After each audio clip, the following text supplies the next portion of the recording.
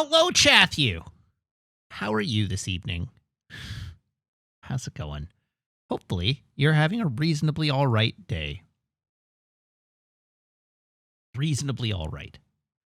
Not good, just reasonably all right. Are you allowed to look at MCU spoilers now? Apparently, Izandai fixed it, so I guess you can see it now. We're allowed to look at the progressively more stale MCU spoilers. Hi. Welcome, almost officially, welcome to the colored TNG uniform era.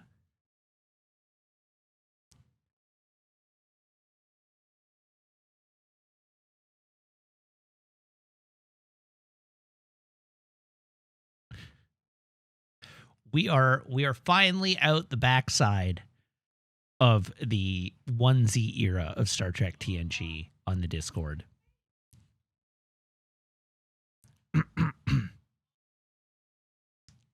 So that's exciting.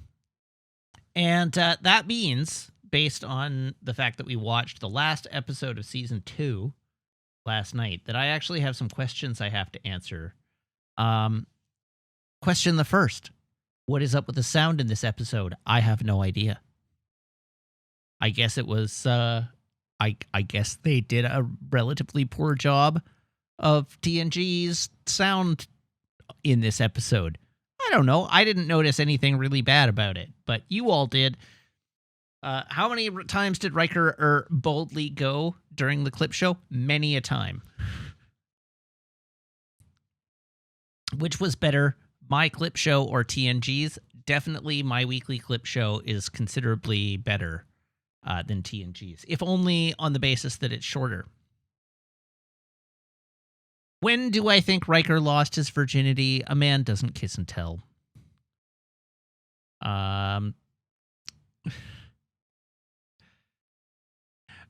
Honestly, what makes the uniform so much better in Season 3? How big a difference are we talking here? Well, it's more comfortable for the actors, for one.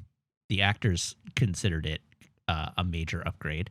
But they also are more functional. And we haven't yet been able to witness the Picard maneuver. And Maple is now attacking me. One moment. Yeah, do you want the treat? I bet you do. There we go. So the Picard maneuver is when Picard gets his bluster up, he tugs down on the hem of his tunic. He gives a good old one of these, and so now that we have two-piece uniforms, we'll get to watch as Picard manages to develop the Picard maneuver. So that'll be great. But also they have collars, which is a big improvement. And they ultimately will give rise to the development of Captain Picard's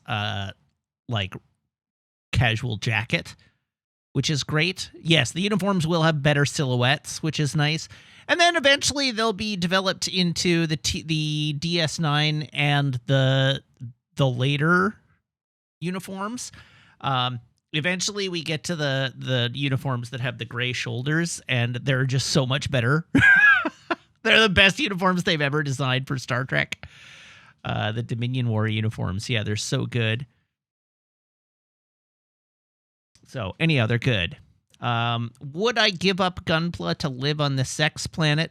Probably not.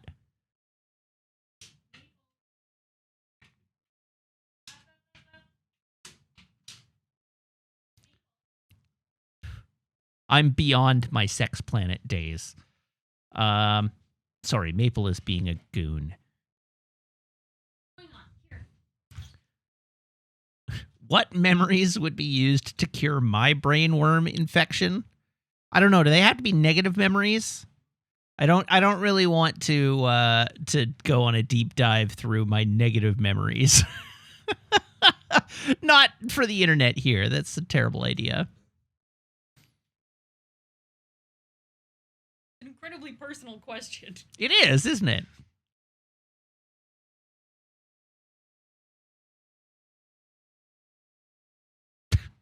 Sex planets are for the young. The middle-aged generally can't handle more than a sex apartment.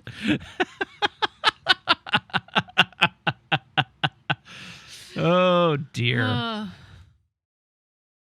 right, so that was the set of TNG-related questions this evening. Hi, Meg. How's it going? Her dog is dumb. Oh, yeah, the dog is dumb. No doubt about that. I just let her outside because she was at the window. So she's just hanging out on the patio now? She's just standing there like a big old dummy. I would like to... I get a little anxious about leaving her out there unobserved. I can hear her. She's just standing there huffing. Okay, well, I still get a little anxious about leaving her out there unobserved. Hi, would you like to come back in? You just want to go... Just standing there staring at me. Yeah. Come back inside, please? Did you just need some fresh air? All right. What do you want me to talk about this evening, Chat? I feel like I'm framey tonight. So we're gonna fix that. There's no ghosts outside. What in the hell just happened? What was that? What?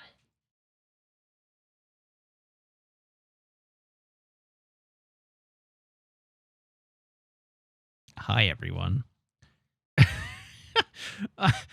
I'm not entirely certain what happened here, but yeah, look at how luxurious my hair is, except for that one little flake of skin that won't go away. There we go. Look at how luxurious my hair is.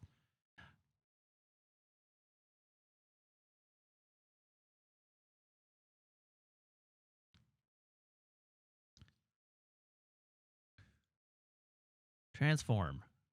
Reset. No. Transform. Fit to screen. There we go. And then there we go. And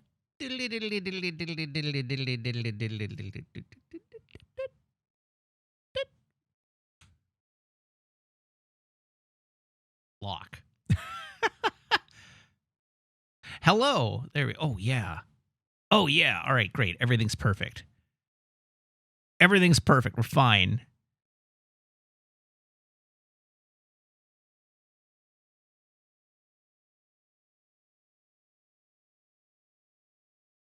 You said, is my headband supposed to have white flecks on it? That's just dust. The headband of my headset was dusty.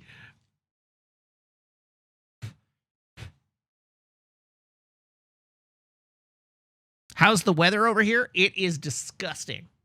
It's chilly and it's wet. And it's pouring rain. It is just gross. The weather here is not good.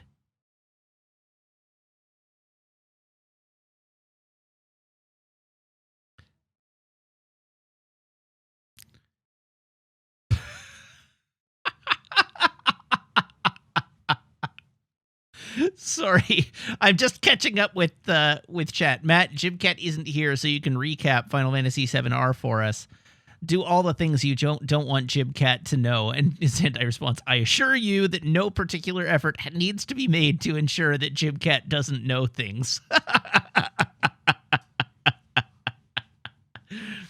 Oh, dear.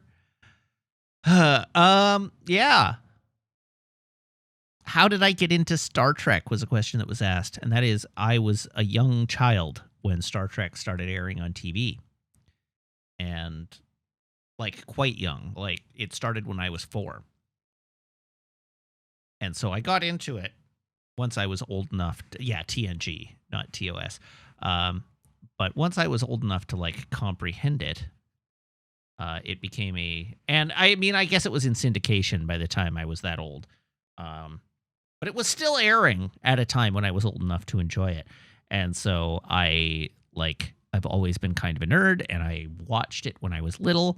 And then my parents got into it, and then it became a thing where at night, like Thursday nights at 8:00, my parents had a TV in their bedroom, so we would all lie on the bed and watch the new episode of Star Trek: The Next Generation, and I'd be in like my PJs, and then they would send me off to bed after Star Trek. So that was fun. But that's how I got into it. So it's very much a like childhood thing for me.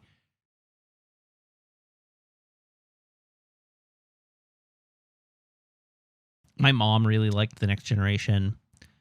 She didn't like the Borg. She thought they were too scary and grim.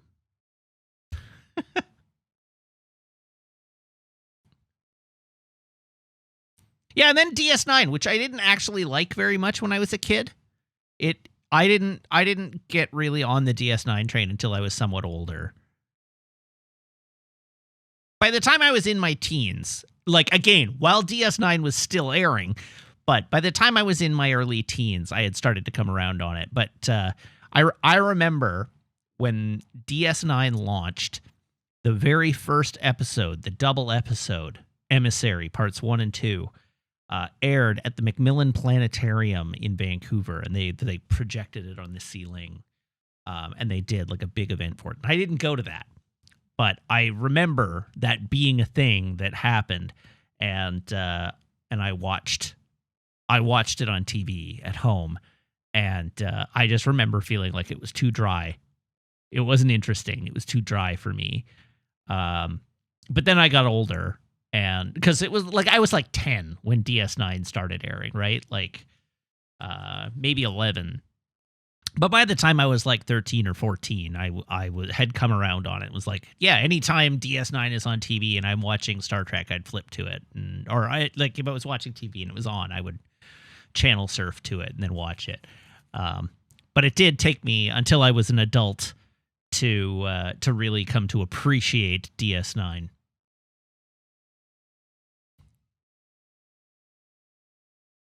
I don't even really think that DS9 gets shaky. Like, the first season of DS9 is mostly pretty good.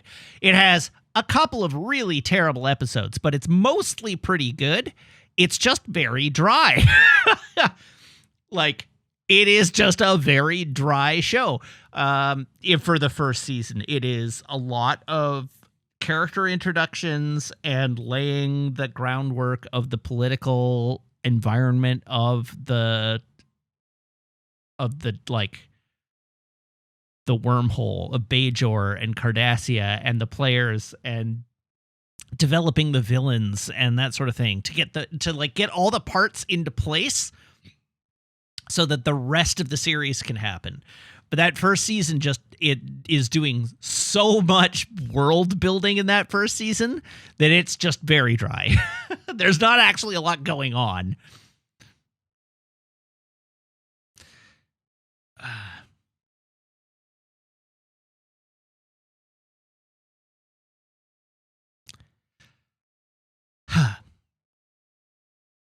Do you have anything else you want to discuss this evening? When was the last time we talked? Tuesday? After Tuesday, I did go and watch the finale of Shogun, and it was indeed shogorific.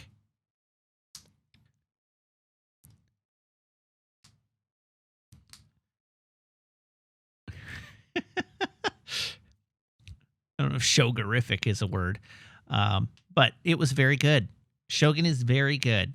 I liked it a lot. That word isn't in the Bible. It should be.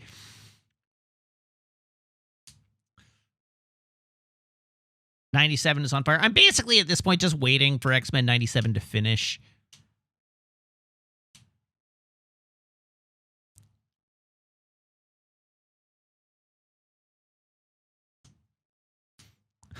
Like, I'm not going to watch it week to week, I don't think, but I'll just wait until it's all out and then watch it all at once.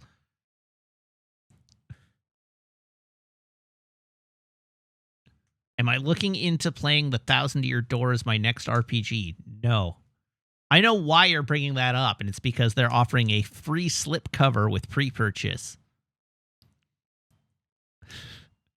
But I buy all my Switch games digitally now. I do not buy physical Switch games anymore.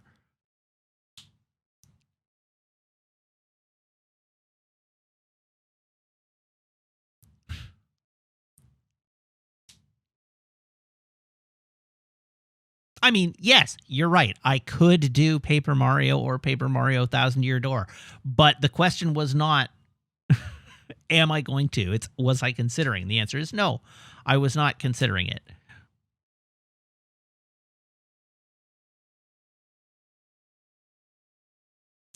You'll all be thrilled to know that my Gundam is now fully disassembled.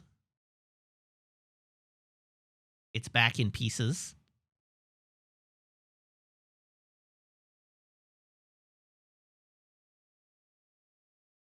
Did I decide on my Afterbirth narrative game? I have not. That implies that there will be a time after Final Fantasy VII Rebirth. And at the moment, it's very rapidly appearing to be a forever game. There's just so much game here.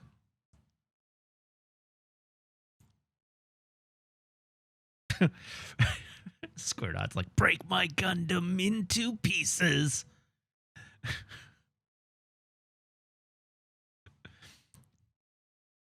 Then I have to resort.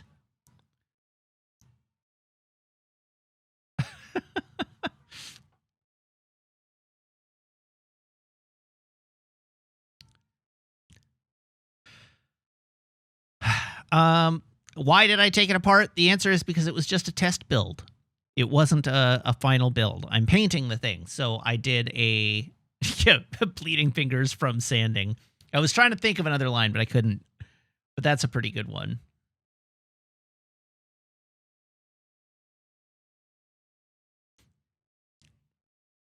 Anyhow, the answer to that is, as a part of building a painted Gundam, there is a step that is to you paint it. Sorry, you do a first coat of primer, then you assemble it, then you flex all the joints a bunch to see where it wears off the paint, so that you can then go back and resand those parts to take more material off them, so that there's less friction there when the kit is put together properly after all the painting. So you flex it a whole bunch, and then you take it all apart and you see where there are friction has eroded the paint. You do your second set of sanding, then you prime them properly, and then you carry on with painting them. But that's where I'm at in the course of building this model. Hilariously, if you've been paying attention on the Discord, Zafty and I are working on this model at the same time. Zafty has completely built the model, clipped it out, sanded it, completely built the model in under 7 hours of total working time. I have just finished disassembling my model for the first time, and I'm at 33 hours spent.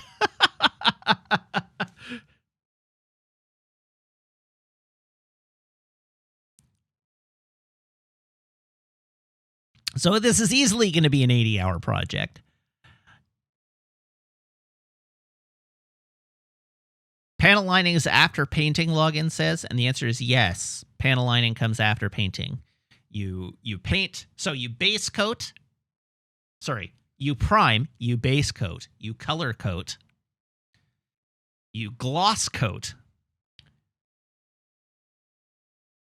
then you panel line, then you top coat.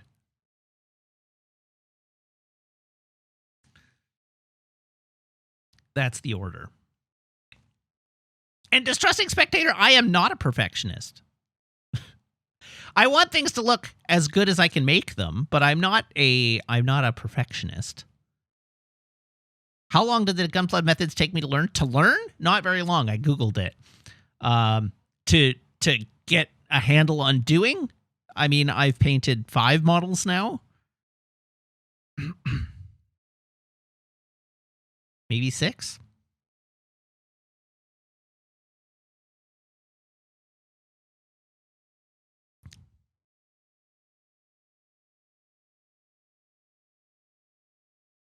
I am of the opinion that done is better than perfect, but I don't want I don't want to produce model kit. Like, I don't consider it done until I would be satisfied displaying it, right?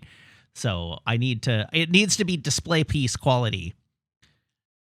But that's not perfect. It's just it needs to be display piece good. Did I start out doing all these steps with my first Gundams? Yes. I didn't start doing the disassembly until I started to realize that I was causing paint scuffing, and I was like, how do I stop it from doing that? How can I build a model and still have it be posable and also painted? And then I had to go looking for it. And then I was like, oh, I haven't been like test fitting it. That explains it. And then I started incorporating that step into the process of my builds, which is sort of what I like. That's where I'm at now all the time, right? Like, I haven't been doing Gunpla that long, 2 years, maybe more like 2.5 at this point. It was a COVID hobby. Yeah. But initially, like, when I got into it, I just bought a kit and I just built it, right? Like, I had a little hobby knife and I bought a kit and I just clipped it out. I bought a cheap pair of nippers and a hobby knife and I like clipped it out and put it together. And I was like, oh, this is fun. Was it me or Jordan who got into it by a Desert Bus kit? I got into it before Desert Bus. And it was just James's excitement about Gundams got me into it.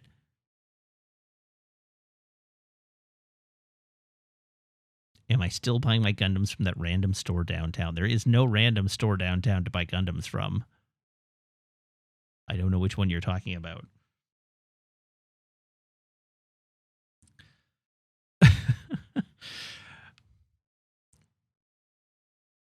Anyhow, as I was saying, like, I built the first one and I just did it. And then I was like, okay, I want to. Oh, downtown, Victoria downtown? The Gundam store in Victoria is no longer downtown. It has moved out of downtown Victoria. It's not there anymore. So, strictly speaking, no.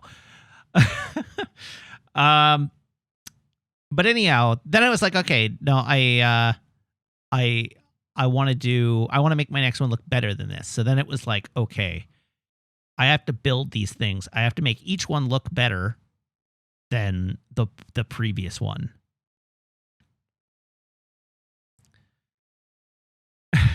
Like, I basically, I set myself the goal of, like, every Gundam I build, I'm going to teach myself something new, or I'm going to make it better.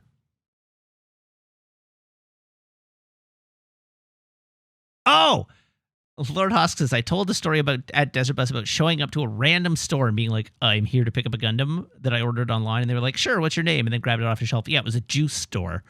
That's not downtown. That's in Port Coquitlam.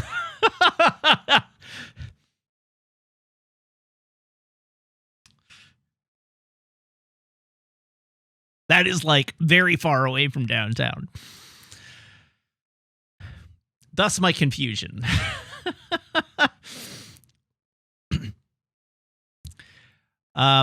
So anyhow, the question of, like, how did I learn these techniques? I mean, some of it was pretty apparent just from, like, looking at model kits, where it was like, okay, how do I make the panel lines stand out? And so the next kit I did, I was like, okay, I'm going to do panel lining on this. And it wasn't very good, but it was like, still, I did it and it got better. And it was lucky for me, although, like, not outrageously lucky, but it was lucky for me that someone, just like somebody on Twitter, was like, hey, I used to be into Gundam. I see you're into it now. I have a handful of Gundam kits that I'm never going to build and that I want to get rid of. Do you want them? And it was 4 high-grade model kits, like high-grade Gundam models, mostly from 00. And so I was like, yeah, sure, absolutely. Free Gundam kits? I'm not going to turn my nose up at that. So I had a very low-risk way to practice. So I was like, all right, we're going to do one. We're going to do panel lines. And I did it with the little like fine liner marker. And then I was like, okay, I understand this. I don't really like how this looks. I understand how it works. I don't really like how this looks. I want to make my panel lines better. And so the next one was like, okay, we're going to use a pour type marker and see if I can make that better. And I was like, okay, I like how this looks. This is better. And then after that, it was like, okay, now I need to like work on sanding. I need to get my like nub marks properly under control. You got to like figure out how to like sand it so that it looks right. And so I did that, and it's like, okay, learning things there. And then, okay, now I know how to sand, and I've got sanding sticks. Next step is top coat. Like let's learn to top coat. And so I top coated one, and it was like, oh, okay, I understand how this works. And then the next one after that was like, okay, I'm not really happy with how the pour type panel line markers are working, so let's try the Tamiya panel accent color, because that'll give me more precise control. Because I like really fine, precise panel lines. Like I'm a stickler for that. And I've sort of maxed out my ability to do that without scribing at this point. But I'm not bold enough to start scribing. So I moved over to the Tamiya accent color because I was getting frustrated with the way the pour type markers were flowing in like really, really small panel lines. And so I did that. It was like, okay, that's cool. Now it's time to move on to a master grade kit. So I picked a master grade kit and I built that. And I employed all the techniques that I had used on the high grade kits that I've been practicing on to build the master grade kit. And it's like, okay, now I've built a master grade. I really like this scale. I like the scale better than I like the high grade scale. So I think I'm going to make master grades my thing. And then I set myself a goal of like, all right, I want to build like the Project V trio. I want to do that. I want to make them look really good. So I did one, and it's like, okay, we're gonna learn how to do.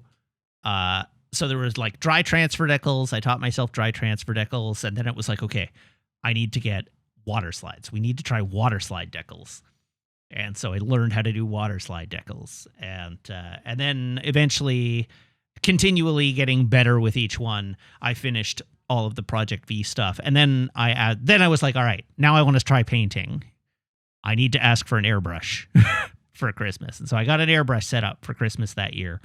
And then I was like, at that point, I already had like a big backlog of kits. I'm like, well, I can't build these until I'm satisfied that my skill level is high enough to do all these really nice, pretty fancy kits justice. I need to make them good. And it happened that it was right at the time that like plastic spoons became illegal in Canada. And they got hard to come by. So I went out and I bought 4 entry grade RX-78 2s. So just the granddaddy, the little entry grade granddaddy. And I bought just the colors of paint that I needed, the pre-mixed colors of paint that I needed for painting that model. And I was like, okay, first one, we're going to just paint it and do our best and see how it goes. And so I did it and I assembled it, and it looked like trash. It looked awful. The paint was too thick and pebbly, but I learned a ton from doing it. And then I immediately, as soon as that one was done, I was like, okay, we're going to do another one. Cracked open the next one. And then built it and painted it, and it was better. And like, okay, I'm getting a handle on like thinning ratios and starting to understand how the airbrush works and how paint flows through it and that sort of thing. So now I have to try shading. And so the next one I did pre-shading on to teach myself how to pre-shade. And that was like, okay, cool. Now I understand how to shade. Let's take this and use it on a kit. And so then I built the GM, then I moved on to the other kits in the original Gundam show. And then you didn't use the other 3. No, I built 3 of the 4. I've got 1 sitting around that I haven't built yet. And I'm waiting on that one until my skill is much, much higher and I can go back and I can make it look amazing. I'm basically waiting until I'm good enough to scribe properly before going back and doing that one so that I can scribe it with a much higher level of detail. But anyhow, then I built the GM, the master grade GM, and painted that. And again, learned a lot painting that, and then rolled that into the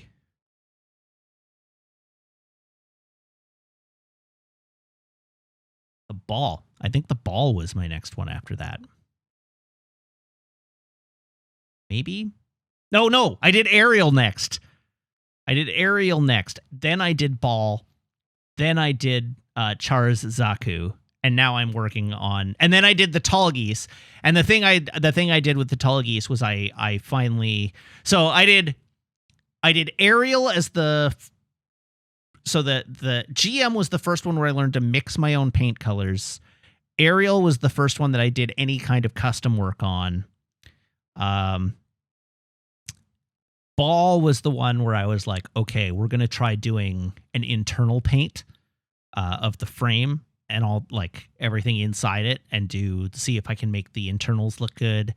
And then Char's Zaku was where I started to learn the max method, I think it's called, of pre-shading.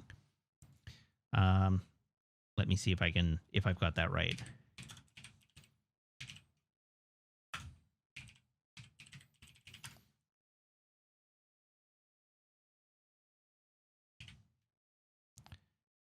The max technique. Yeah, there we go. I started using the max technique with Char's Zaku. Whereas with ball, I had just done a straight, dark, black colored pre-shade underneath it. Whereas the max technique is where you actually do gradations. MAX. It is the MAX technique. And so the standard pre-shade is you just use gray or black underneath your paint, and then you use white to lighten the areas that you want to highlight. And then you put your color code over it. And the areas that are white will be brighter than the areas that are over black. And so you get your shade that way. The max technique is you actually use gradient, a color gradient of paint. So you mix up your, if you're using red, for instance, you mix up your red and then you separate it into 2 or 3 sets of that red in the mix that you have. And then you add white. You add quite a lot of white to your highlight. And then you maybe even add more white if you want to do a really bright highlight.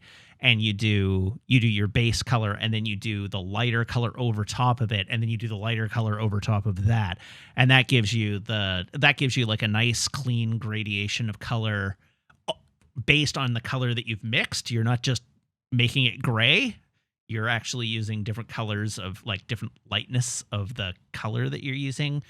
The max technique is also doing a starter orange. Where for yellow parts, you might paint them orange and then paint white over that, and then leaving the orange to get lighter or darker, and then paint yellow over that. Am I gonna try the cell shading style? Maybe one day. It's a lot of work. It's not easy. The things I'm working on right now, and I'm now well past the point of diminishing returns, right? Now, the amount of time investment involved in learning a new technique and mastering a new technique it takes a lot longer, and it takes a lot more effort, and the benefit to my result is a lot more discrete. So each additional thing I do adds makes it look better, but it makes it look less better than the last thing I learned and takes longer to learn how to do. So that's the situation I'm in now.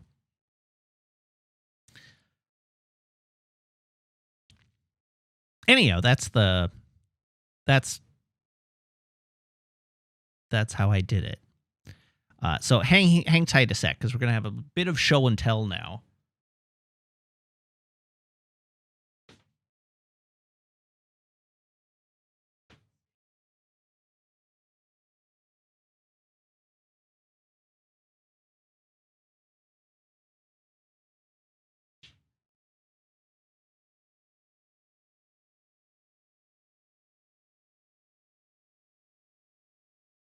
So right here, it's gonna key out a little bit. That's unavoidable. But here, I'm gonna actually focus in for you.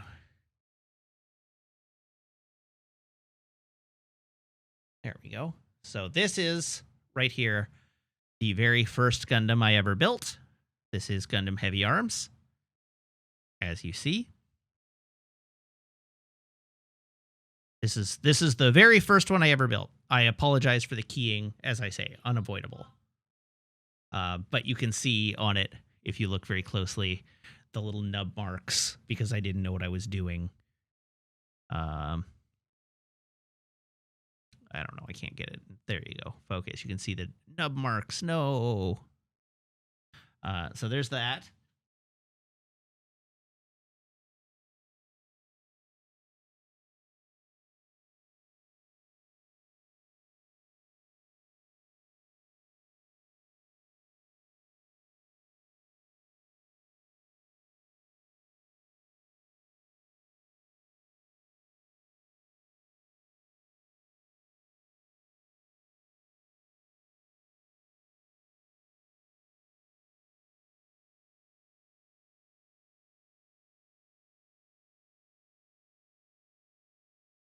Okay, and then here we have a side-by-side of the very first kits I ever painted. We have, this is my very first painted RX-78. And this is the third RX-78. This is the third kit I ever painted that I did shading on. And you can see, just like looking side by side, there's like a marked difference in how much my technique improved just between the two. The first one looks worse in person, I promise you. But yeah, you can see the difference there. You can see on this one, you can see the shadows in the legs and whatnot.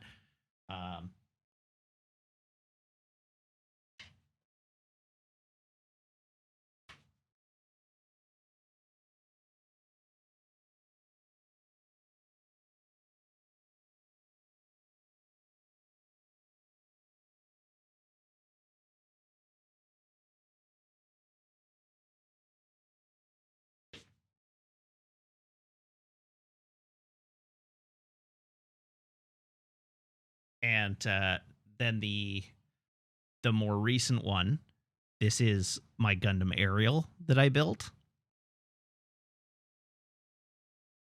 And the bloody hand, which was the custom work I did.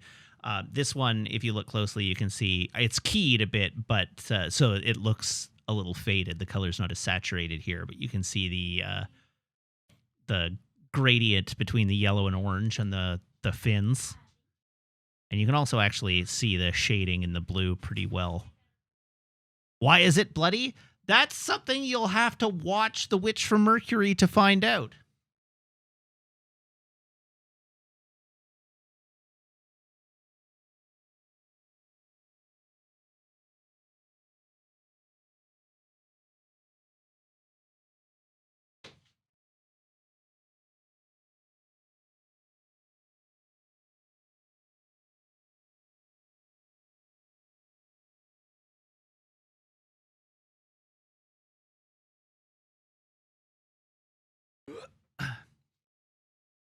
And then this here is the Char's Zaku that I built using the Max technique.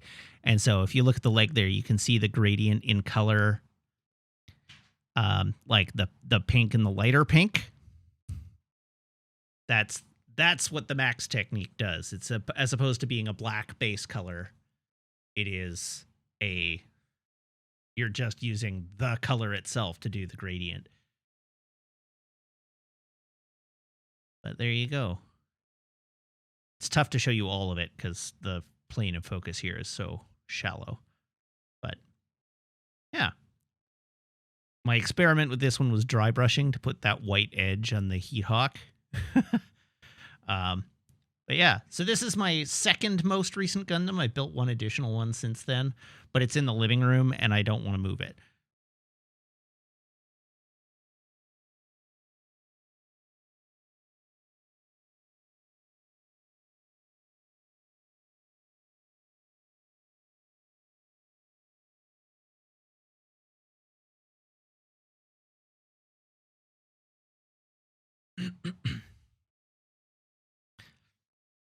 All right, now I need to get my focus back on me. That put me more out of focus.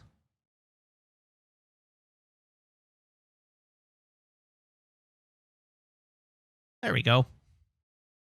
I did not show off orb because it's just hard to get at. I did not show off orb.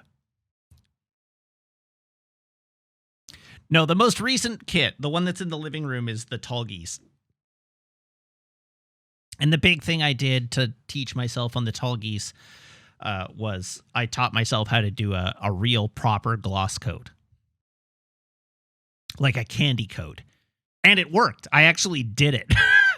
I was very pleased with myself. I got a legit candy coat on my tall geese, so that's great.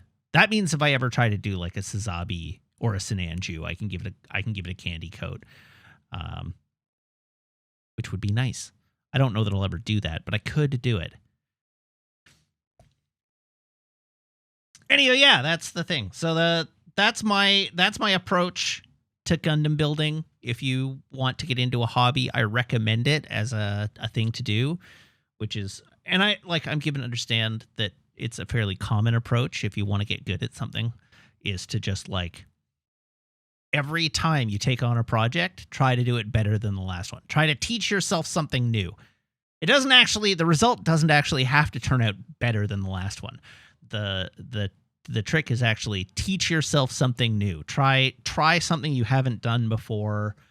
Learn a new thing. Apply, like, go do some research and apply an idea that you learn, and just try to like always be pushing the boundary of your skill. Try to do it. Try to learn, keep learning, and keep doing things. Don't just rest on your laurels. If I paused my current Gundam and started the Dendrobium, would I finish it before finishing Rebirth? Almost certainly not. I don't know. The Dendrobium has a lot of big pieces. But that can cut both ways. It's big pieces are challenging sometimes, so to paint properly. So, but almost certainly not. Would I finish it before the end of the year? Very likely, yes.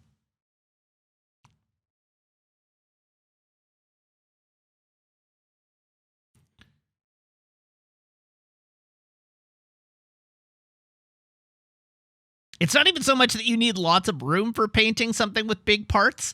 It's that when you have big parts, getting the paint to apply evenly across the whole part is quite difficult. Because the spray, like the airbrush only has like a maximum width of spray like this big, right? And if you've got a part that's this big, trying to get that little brush to evenly apply paint over the whole thing, without getting like striping or whatever, it's quite tough. And yeah, if you screw up a small part, it's easier to strip it and redo it. It doesn't take nearly as long.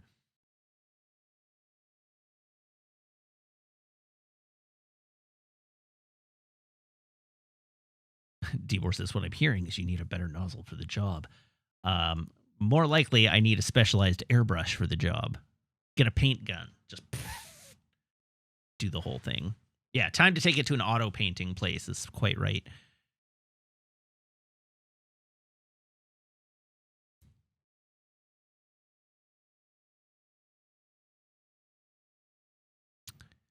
You can buy like a pistol grip airbrush, like air gun, for model painting that has a wider spray. Anyhow, yeah, we should do our traditions and get to the game. You got a good Gundam related waffle out of me here tonight.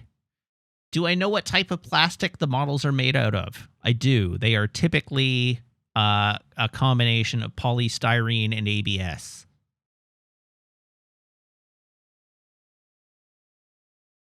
It says on the runner. Every runner tells you what type of plastic it's printed from.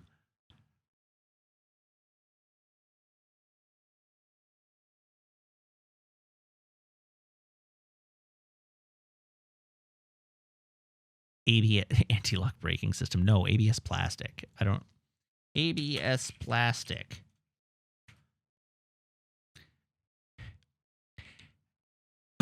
Acrylonitrile butadiene styrene. ABS plastic. Acrylonitrile butadiene styrene, which is almost certainly not how that is pronounced, but it's the best I can do.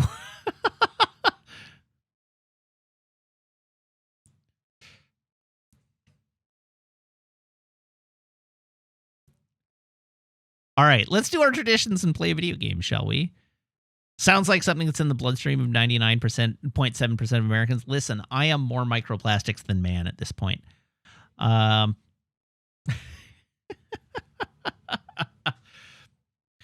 are plastic suppliers you can get a sheet of that from. You can just buy Plaplate from like a hobby shop. They sell that at hobby shops. That is a thing. That is a thing I'm going to have to learn how to do one day when you get to scribing and custom work is doing armor texture with Plaplate. That's fun.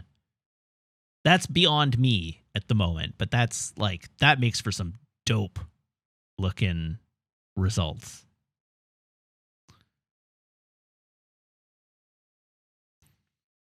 All right, it's time. Let's plug in the phone. Here is my phone.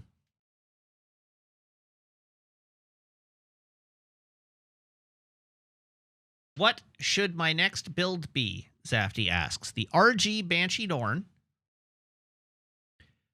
RG Sazabi, HG Lefrithju, or MG Death Scythe Hell EW.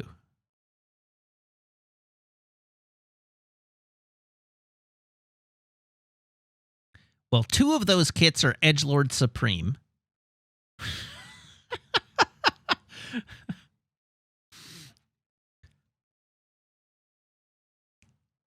I don't know. How emo are you feeling right now, Zafty?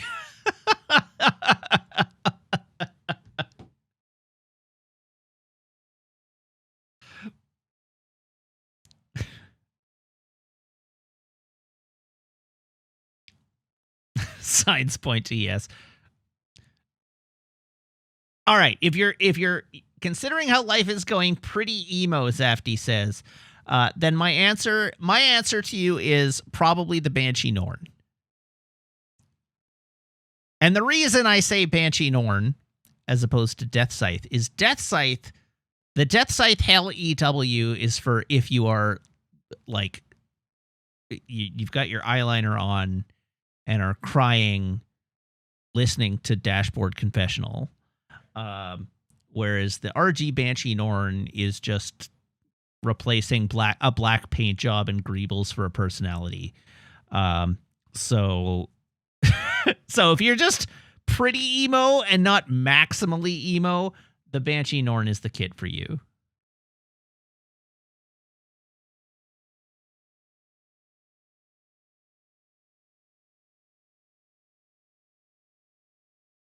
Sam says, hey, one of these looks okay. Now I want to know which one Sam thinks looks okay. Here's my phone cable. Here's my phone. Everybody, please brace your ear holes.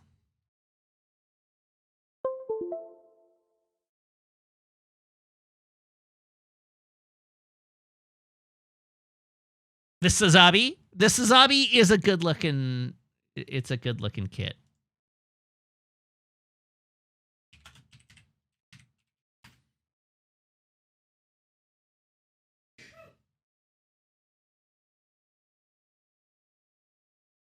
All Gundams should look like construction equipment with guns. I feel a similar way. All right, let's get our thank yous out of the way, and then we'll do the beverage reveal, and then we'll play a video game. Galdhar, thank you for the resub, now for 27 months. Diabor, thank you for the resub, now for 60 months, which is apparently 5 years. Apparently, I've been able to accept subscriptions for 5 years now. Siba, thank you for the resub, now for 34 months. Hawkeye Kadash, thank you for the resub, now for 25 months. Damn, I Am Pretty, thank you for the cheer of 200 bits. Sogheim, thank you for the sub, now for 21 months. And then I also owe a joke.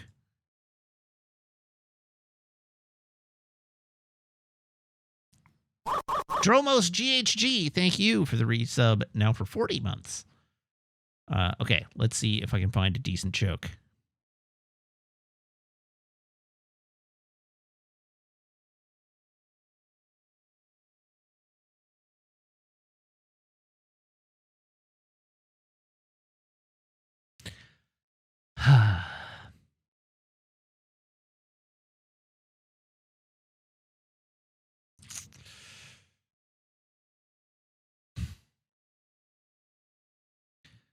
What do you call an irrational fear of giants?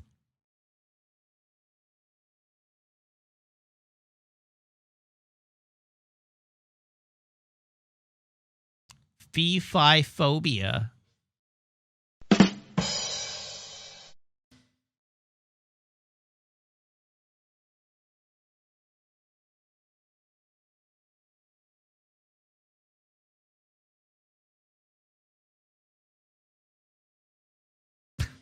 Wow, C's. What do you call leftover noodles?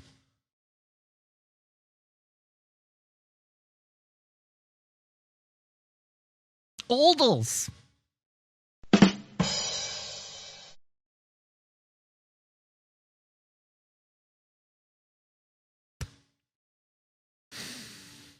What is the most masculine condiment?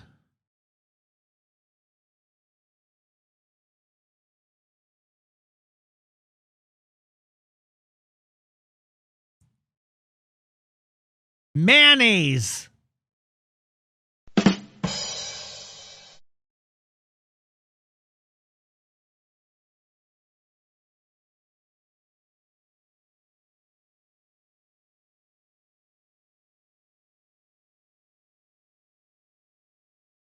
Oh, B minuses for that one.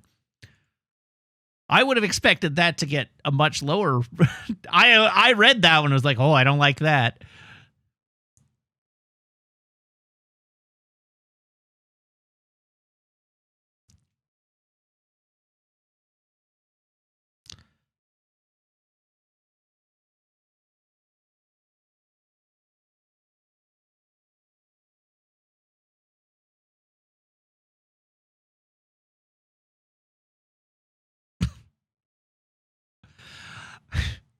I once had a hen who could count her own eggs.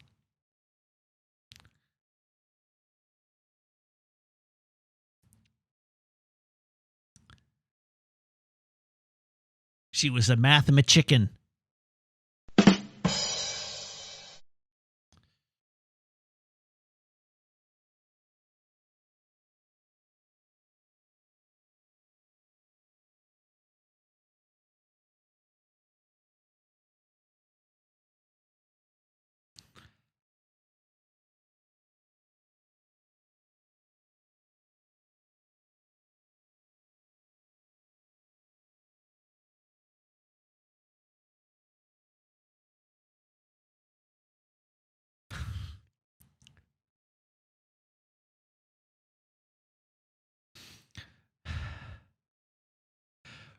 What do the strippers say when their club shuts down for the night?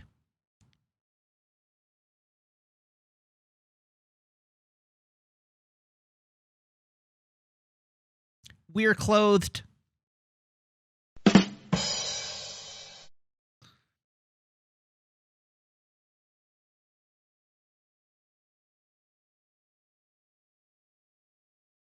There you go. You got a bunch of jokes out of me there. You got a roll on that one. What do you mean, look of disapproval? That was a good joke. All right, let's move on. Let's play a video game, shall we?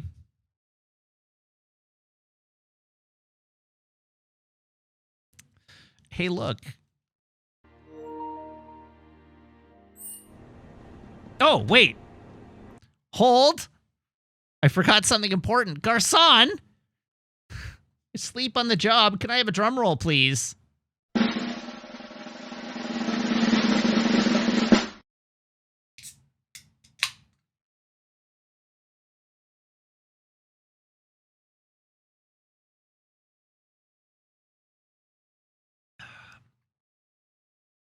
We got ourselves another fat tug.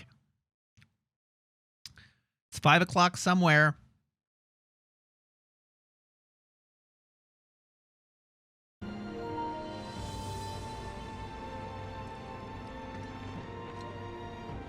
All right, inspect note. We are looking for Biggs, apparently.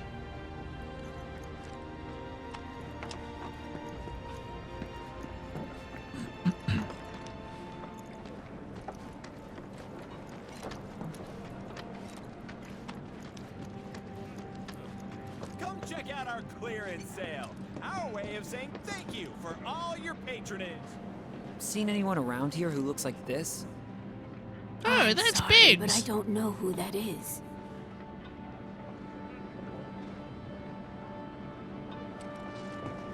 Everything must go, so don't wait. How about you, kid? Does this guy look familiar to you? Who's that? I hope she gets you could really use that. Yeah, you got that right. I guess all the people who would remember us. Why don't we all go camping? Might as well get some use out of it. Hey there. You seen anyone who looks like this? Afraid not.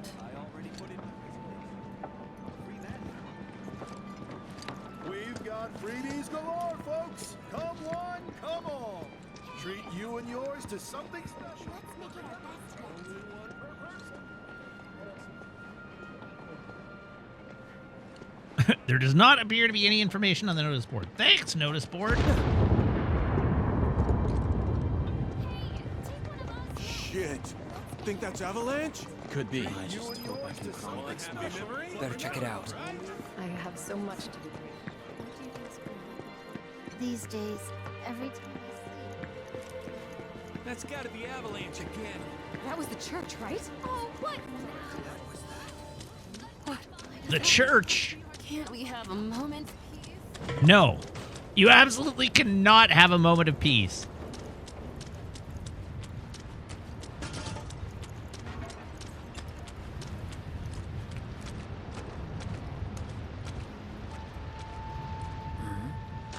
Is that? There's our man.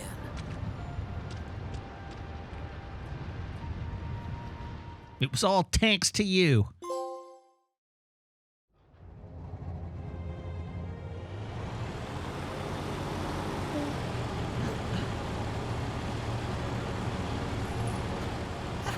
Pardon me? So where are we bound this fine day? South. Far south. And what's there? Not Gorell, that's what. Now step on it.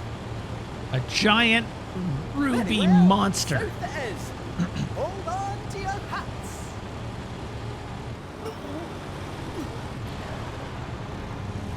Hey, RoboCat. You act all buddy-buddy, but we don't know a thing about you. Let's fix that. There's not much to know. I'm a 9-to-5 nobody at a small Shinra subsidiary. Is Another that paper so? Shuffling, copy-pasting forwarder of emails. Another Shinra lapdog. Black cat. My mistake. But you lot are special. Properly special. Never met a specialer group of people in all my life. How could I not tag along? How can I not tag along? Bullshit. Come now, this is a road trip. We should be bonding, not fighting. So we should mod Mass Effect to replace the Mako or the Mako with this. Take down Scarlet unless I'm there with you. Alright, I promise. If you don't give up the ghost right here and now, that is. I won't let some stupid guard get the better of me. Remember last night or Tuesday night when everybody was like, Yuffie won't get sick in the car, Right in the myself included. That's it. I can't. Wait, just wait. We'll find somewhere to pull over. The shit's about to pop. Wait, Lassie! Not in the buggy! Not in the buggy!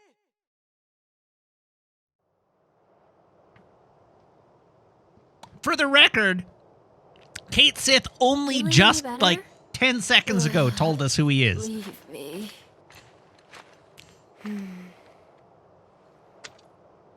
Where to now? We don't have any leads. And driving in circles, hoping to spot Well, a black robe is... Without going into spoilers, Worst idea told us what he wants us to think he is.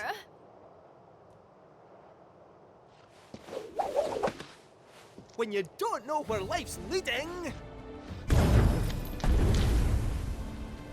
you should get yourself a reading. Ooh. Meow meow meow meow meow meow meow meow meow meow meow.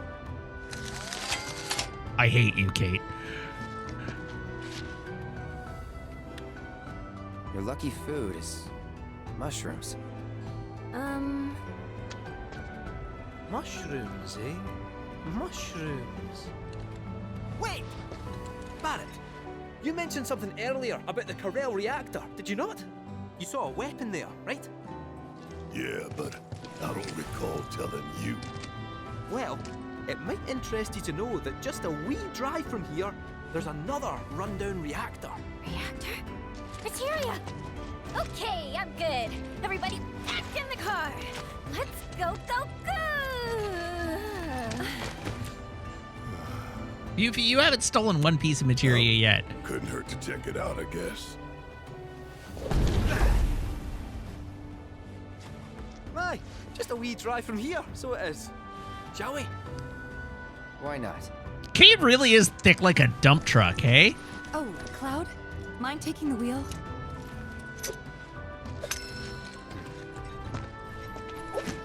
All right. That little cat did not skip leg day. He's built like a track cyclist. Before you can say Mako.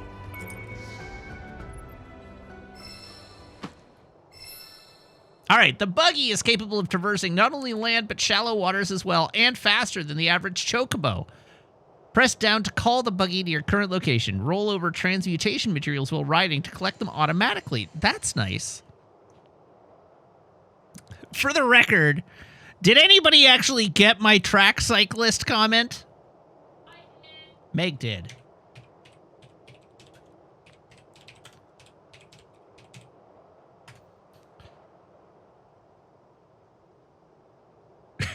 Yeah, there we go. Look at this.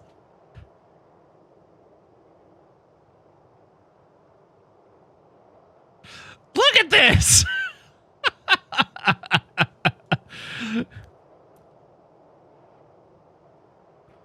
Look at them.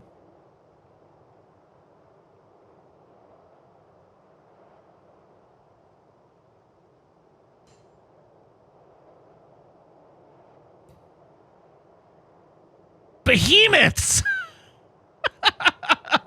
Monsters!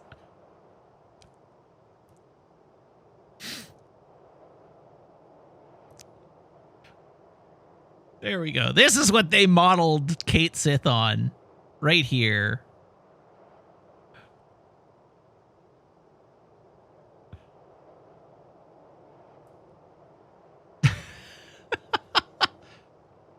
They can be that big because they never have to climb hills. That's right.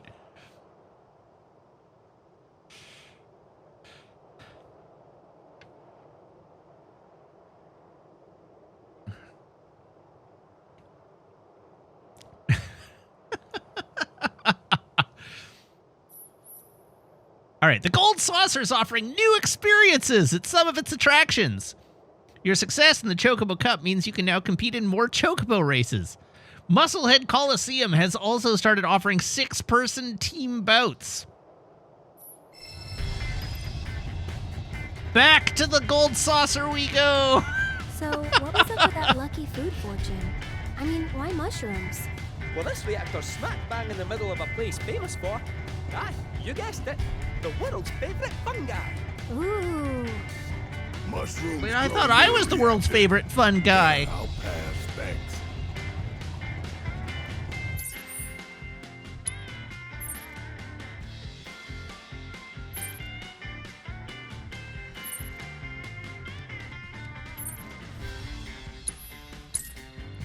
Fast travel.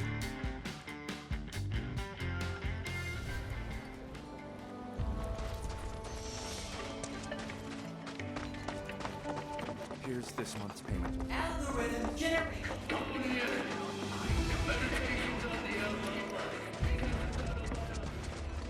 6-person team bouts is a tad misleading. It is 2 teams of 3 in different rounds. Okay. Mr. Birdie didn't come home for dinner and no one knows where he is. We're worried something bad might have happened to him. Can anyone help us find him, please?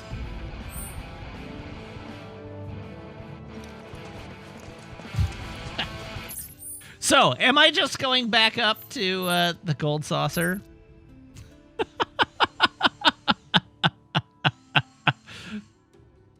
I feel like I am.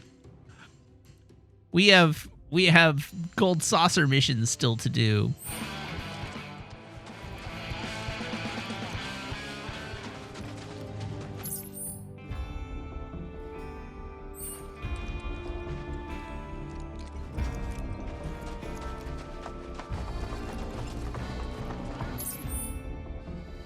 Oh, I'm going the wrong way.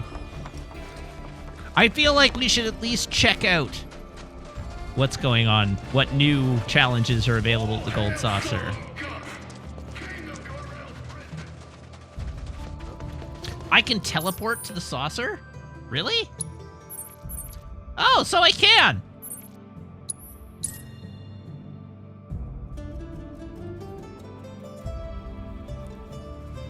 Oh, we're not going to the next the next story sequence until we've cleared out the Corel region. That was never... Whether or not we were paying attention to the story was not in question. It was just which side quests are we going to do?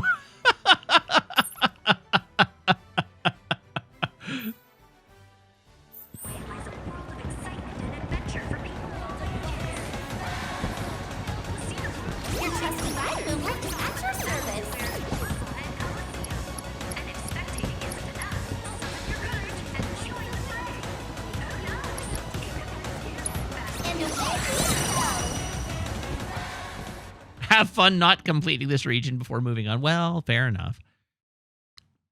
And here we are!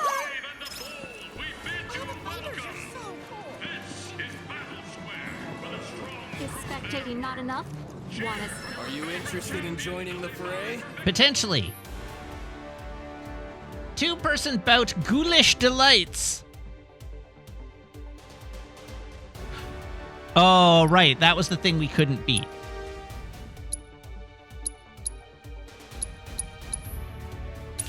All right, I have no idea how this is going to go.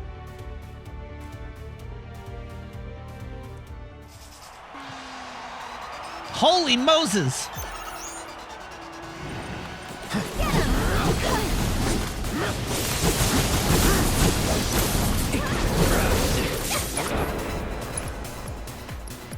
That's so many guys.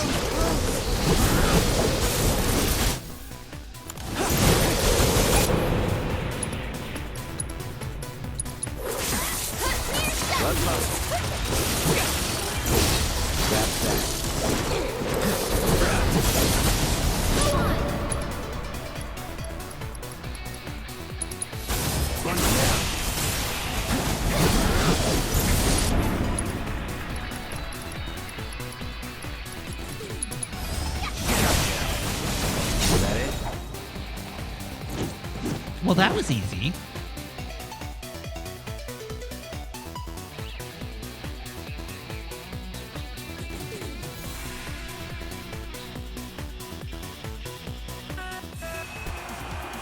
Oh no!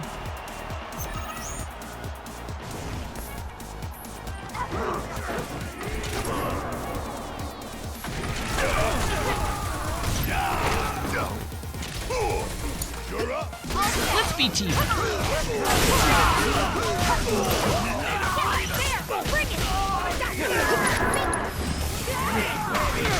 Ow!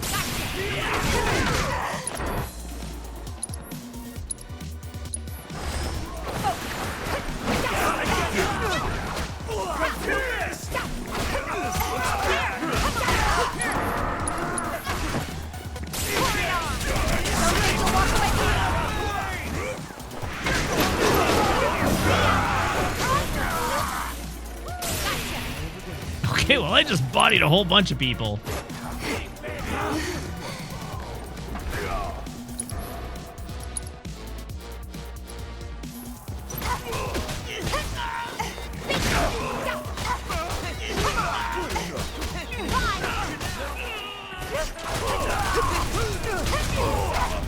This looks bad.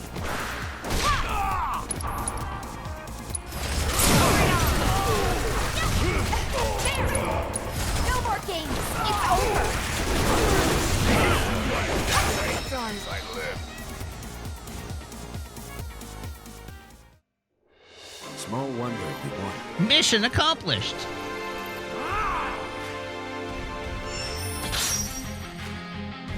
Splitting Cloud and Yuffie for party leads does seem like a strong play.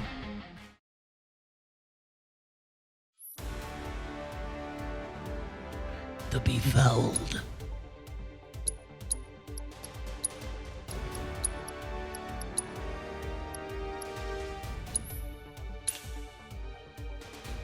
Oh, we're still on just chatting.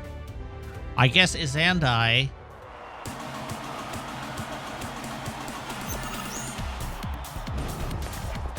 has his attention on other things, like Pokemon and Fortnite.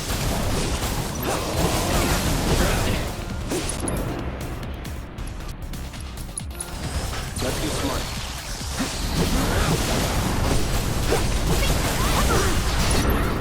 Maybe Pogs. Pogs are still cool, right?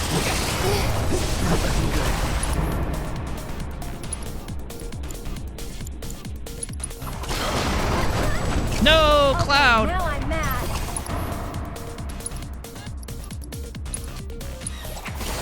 Okay, up and at 'em. No, Aaron! No.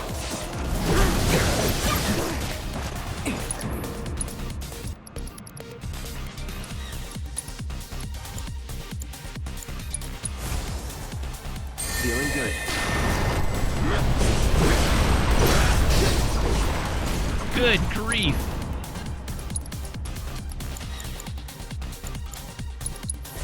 Not throwing it. Come on. Yep, now you're in for it.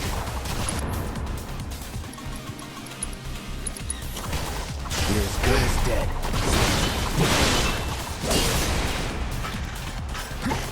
Ha! Nice.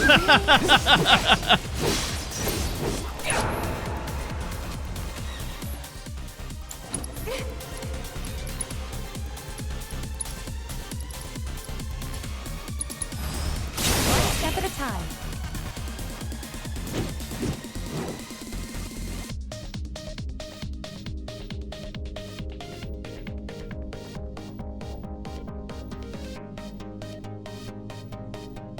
Pogs were never cool.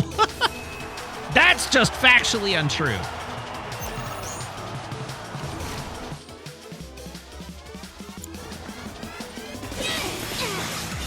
Here I go. Let's turn up the grill. Just how you like this? Time to kick some butt. Wanna beg for mercy? Now you set me off. Okay, well that was extremely lucky. Just someone need a rest? Ready to wreak some serious havoc.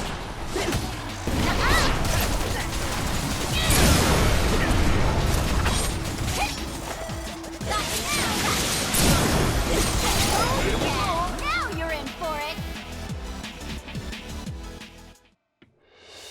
I'm not just a fortune teller.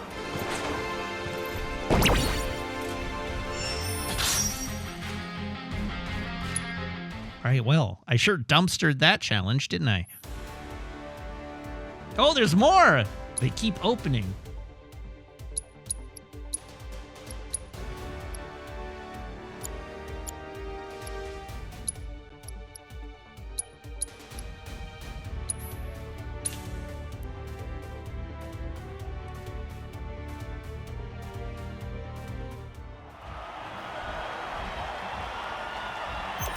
Well, that's annoying.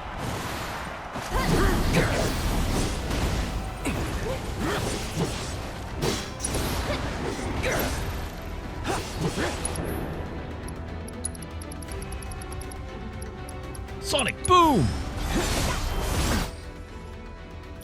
Oh, I apparently haven't actually assessed these guys before.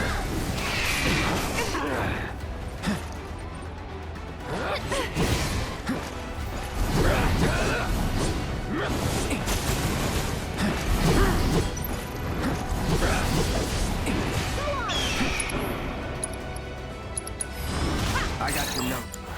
All right, weak to wind, unsurprisingly.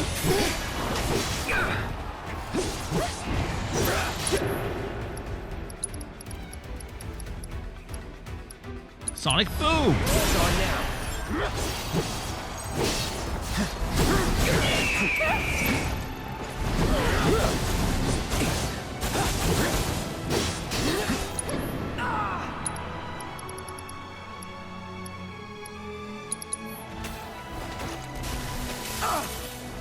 Oh no! Here goes. That's it. One more shot.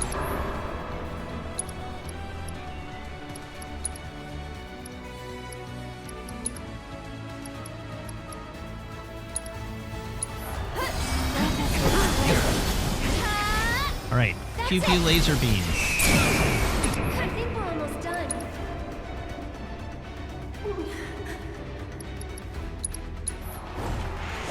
Enjoy the ride. See you around. Nice work, Aerith.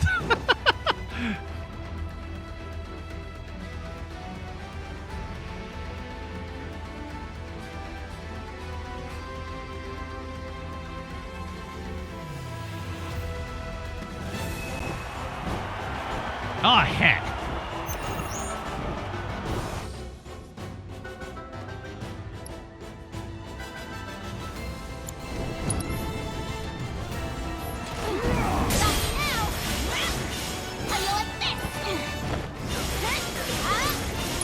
Okay, did I have the foresight to give anyone currently in battle Good to go. an assess materia?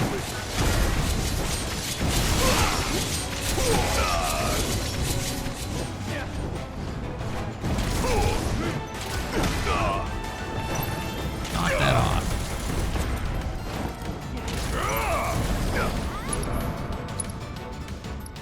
Oh, thank goodness. Let's make it. See, bring it home. All right, Kate Sith fights with a megaphone and his trusty Moogle mount. Press square to attack or summon his Moogle with the Let's Ride ability, which will unlock more of his ATB commands. As the Moogle attacks, its triangle meter will steadily fill. Press the button to deplete the meter and activate Moogle abilities like Fight or Defense. While astride the Moogle, hold down square to attack alongside your fuzzy pal. Press circle to dismount and triangle to remount. The Moogle will withdraw from the fight once its HP reaches 0, but can be summoned again at will. Sure. Let's see if we can get a feel for how he works. Abilities. Let's ride!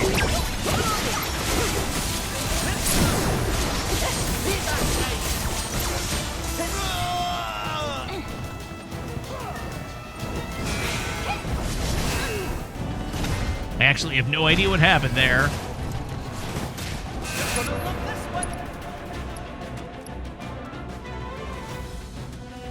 Roll of the dice.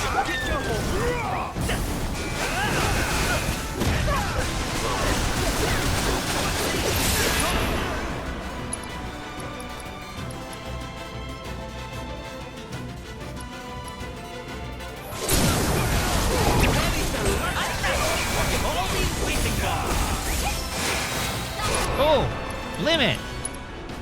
Magic Mog Box. Use the Moogle to lob a box of tricks at an enemy and find out what's inside.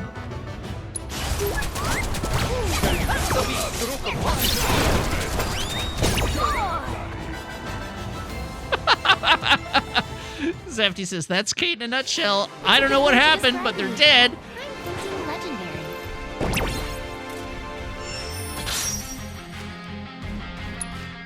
I don't know what happened, but they are dead.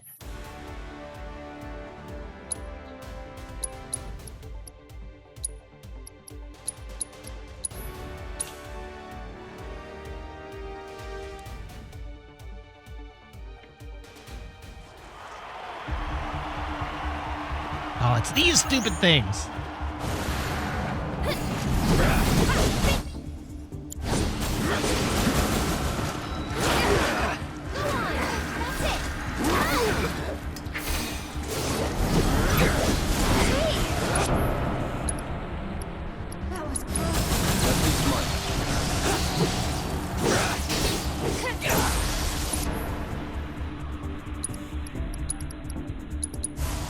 Double time. You're done.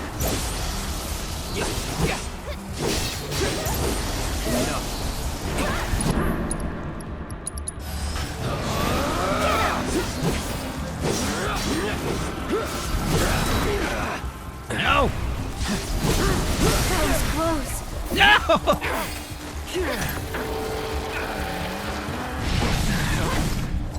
Can you take a I'm sorry! No way. The hell is that?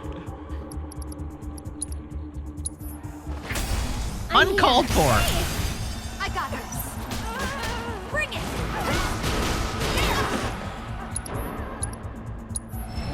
The limit and beyond. Let's do this.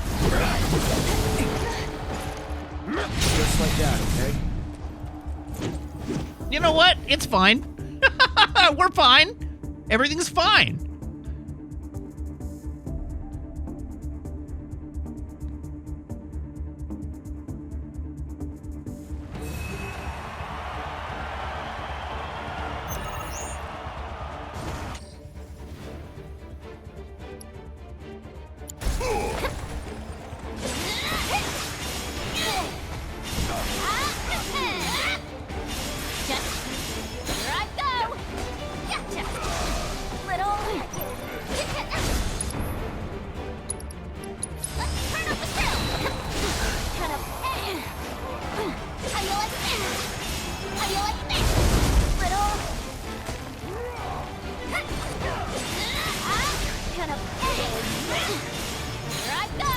Deal with this thing. Wanna beg for mercy? This will be a little less annoying than dealing with some jellyfishes.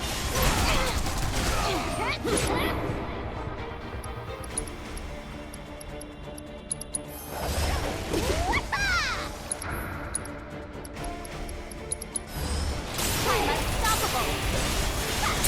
There we go. Now you piss me off.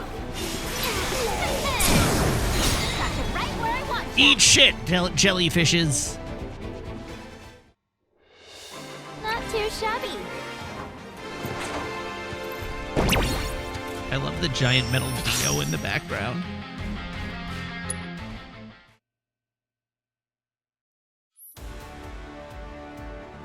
A match made in pain. Hey, Erica! Hello, Raiders. Welcome. I presume you are playing Minecraft tonight. Please, regale us with the status of your mines.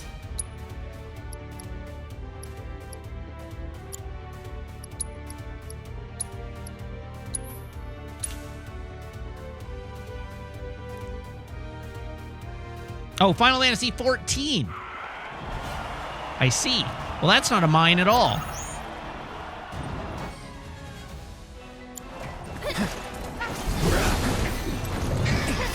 Wow, this is a match made in pain.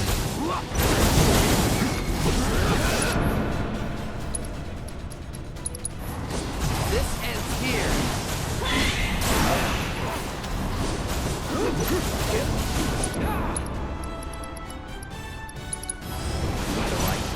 Go on! That's it!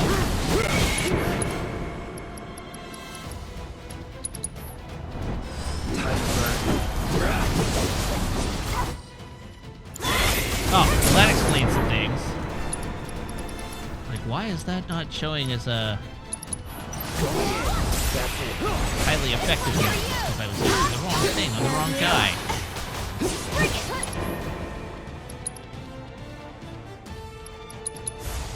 What's up? Get ready. Hello, Meg. How you doing? Oh, I see what's going on.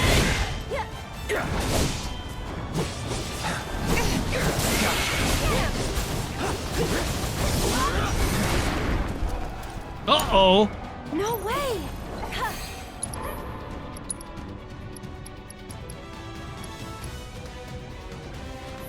You can do it! Okay, let's go!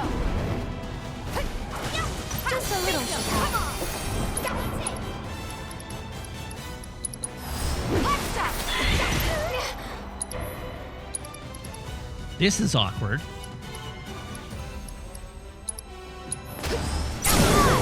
Give it your all! No. I do not want your fog. Come on! You're weak to fire.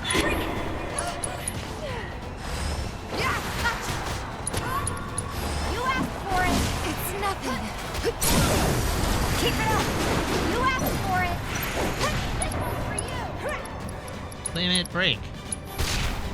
Giving it my all!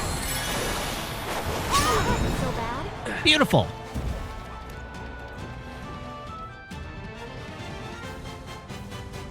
Cloud may have gotten stoned, but Tifa saved the day.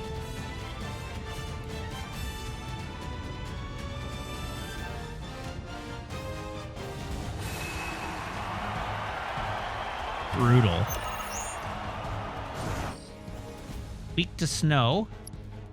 Weak to nothing. Here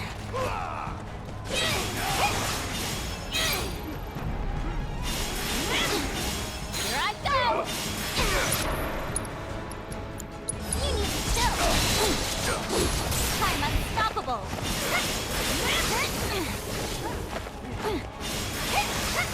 How you like it? Aren't you supposed to be weak to snow? Impervious to physical attacks from the rear, but inflicting enough damage during subdue. I got you now!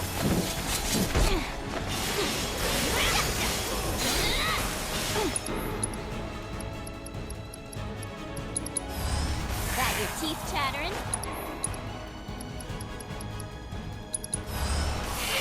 Just stop me now! Here I go!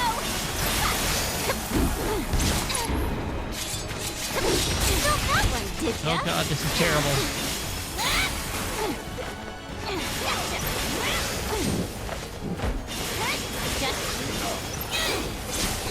Little, at least put up a fight.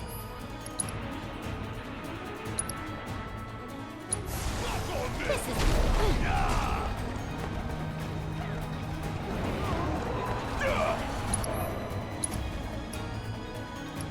Wait, did I also get poisoned there? That's not permitted. Wanna beg for mercy? How you like me? Got you now! Time to kick some butt! Got you now! There we go, though. Look at all those crits. How you like me? Still got one, did ya? Here I go! Little. Oh god, oh god, oh Jesus. No freaking way! Let's do this! Oh yeah! Golden opportunity right here!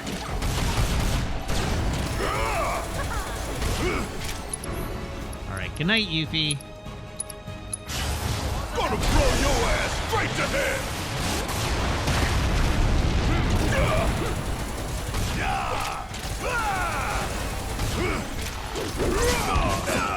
No thanks. Oh, God. Always did like a challenge.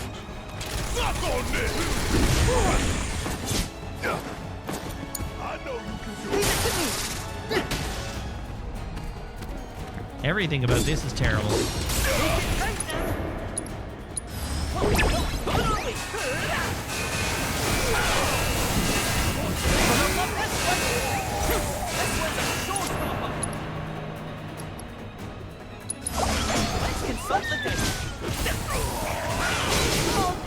Oh no! Off to the old junkyard in the sky.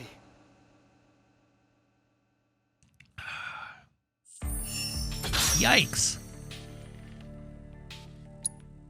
All right, we're going to just let that one be.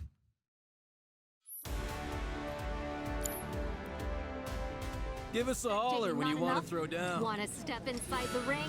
Head to our entrance counter to learn more. Okay, what was the other thing that was open at the Gold Saucer?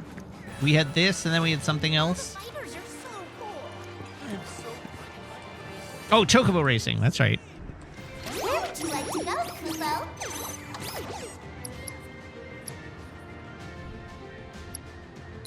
Let's make friends, Kubo.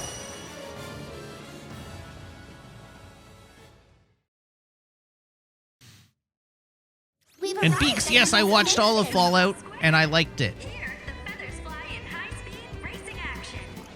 Watch as the world's fastest birds tear up the track to take home fame and Here glory. comes a band of marching Jockeys are chocobos. also representing their ranches. Hey there! You treating your chocobos right?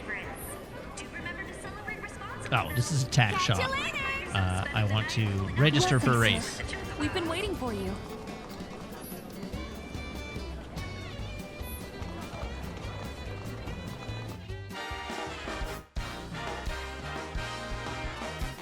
Zero of 9. Oh.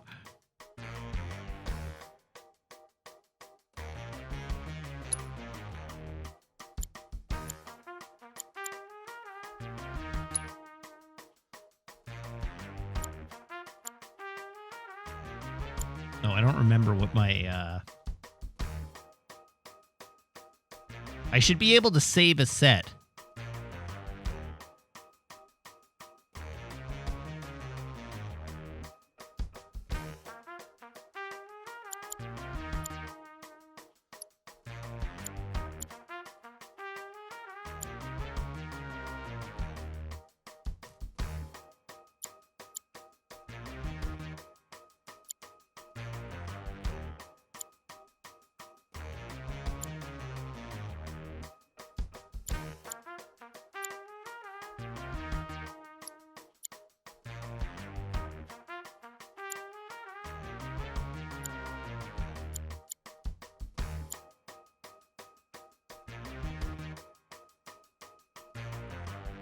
Sure, let's do that.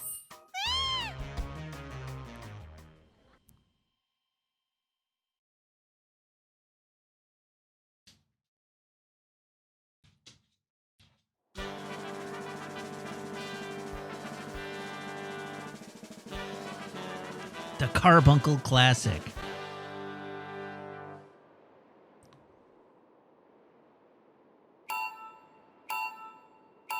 Oh, I didn't do it. Well, rip to me in particular.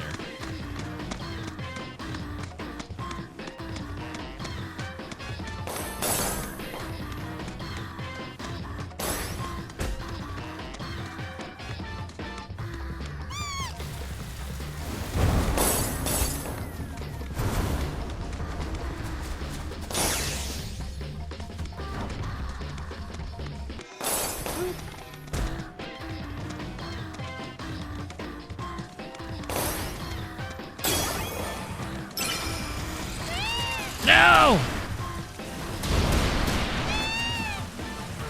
Mega rip. Maple, why did you come in here and go straight for my slipper? Leave it. Maple, drop it. Drop it, please. Alright, fine. It's her slipper now.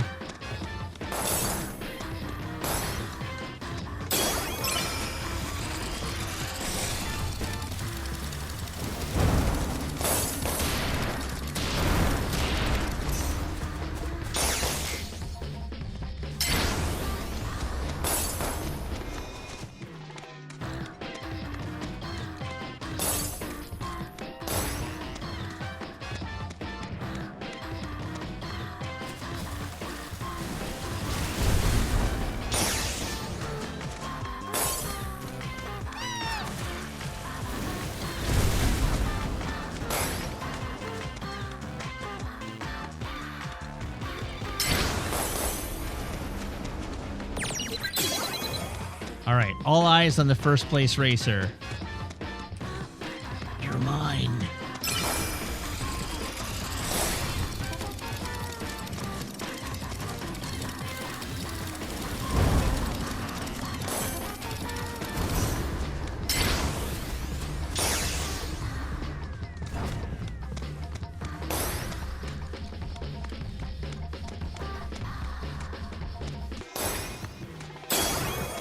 There we go.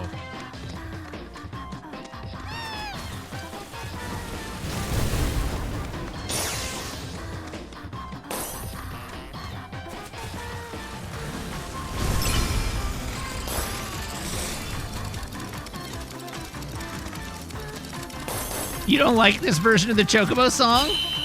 It's so mellow. Ba, ba, ba, ba, ba, ba, ba, ba, ba, ba.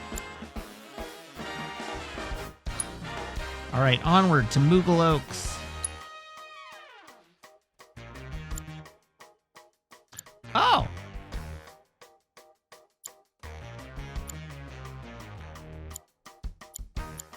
Well, would you look at that?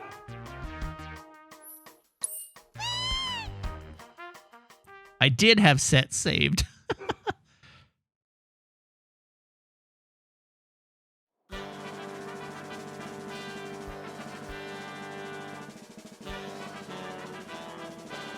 I could change Chocobo, but Pico's going to carry me to victory. I'm confident.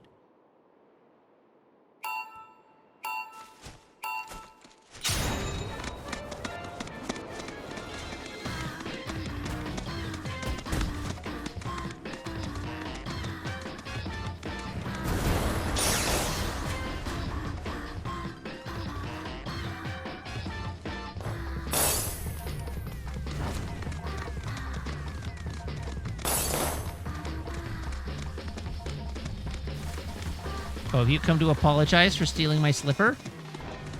No, you've come to commit another theft!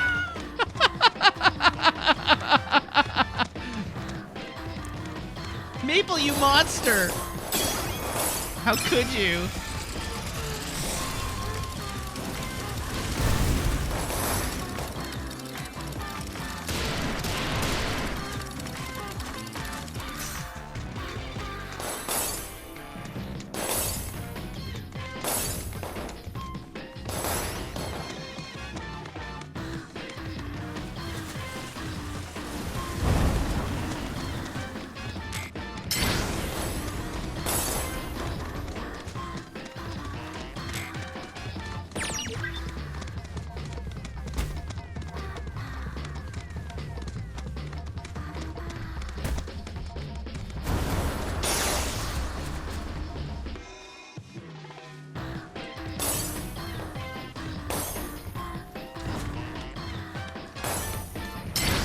Well, I just bodied my competition there.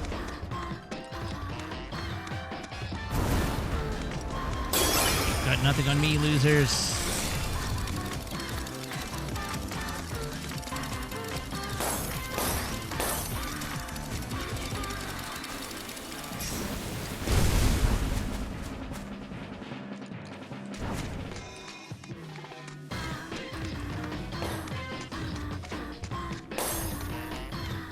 Oh, taking this side was suboptimal.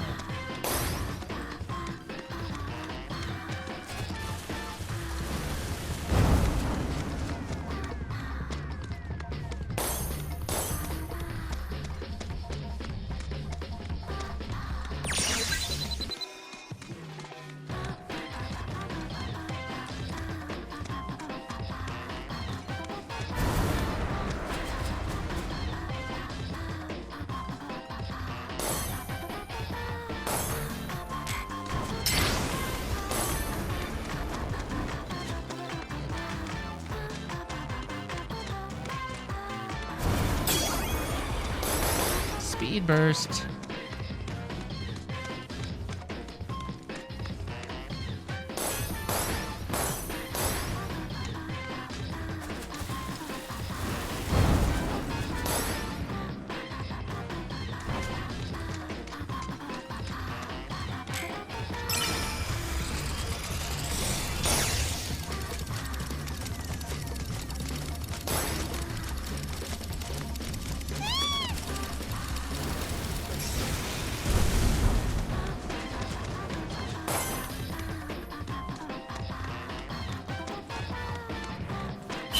All right.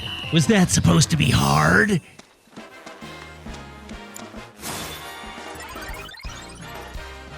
Oh, I got promoted.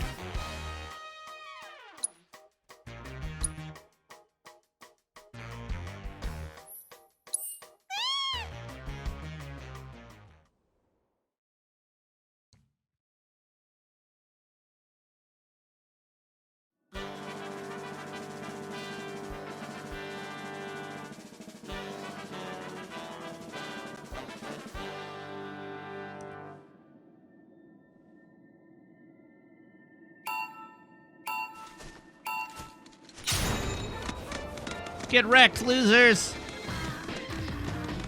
Eat my dust. Rude.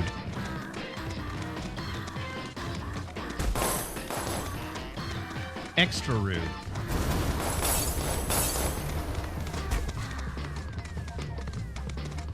Stop hitting me, you rat bastards!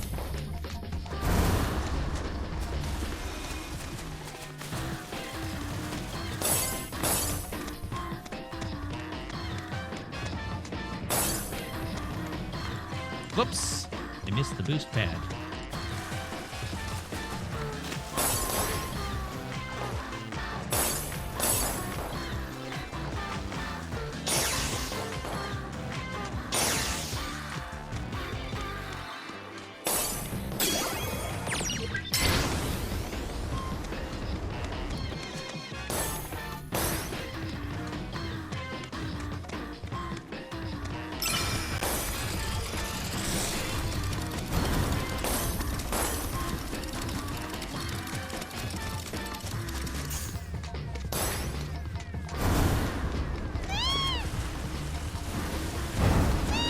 No!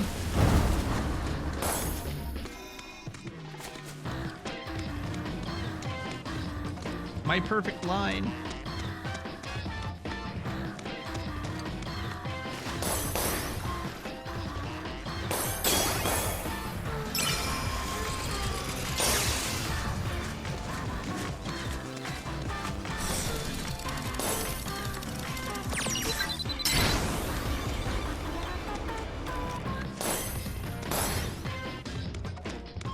All right, I need red balloons.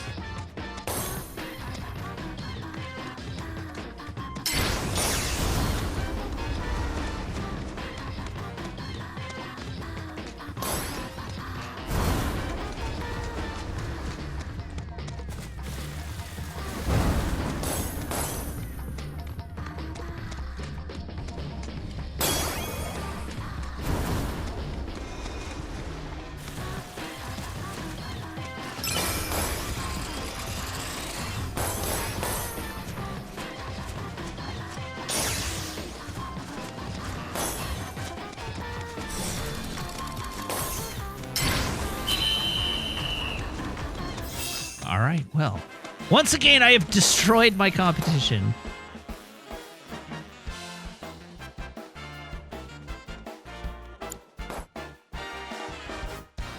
The bomb blowout. Yes, good chicken indeed. Pico will never let me down. Am I using a gold bird? No, I'm using a normal bird. Regular old yellow chocobo. Large canary.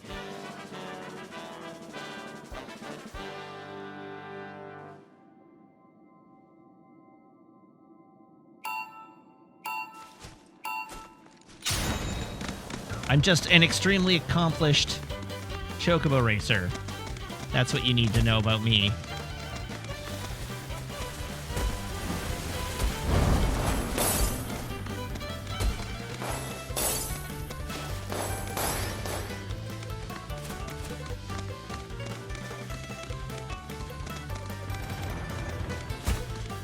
Okay, note to self, don't run into the bombs.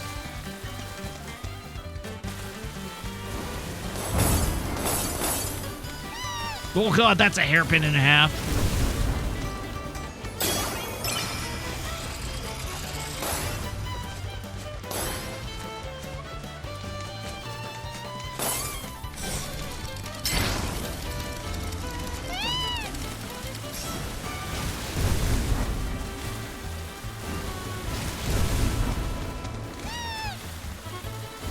Oh, I always hit that power slide late.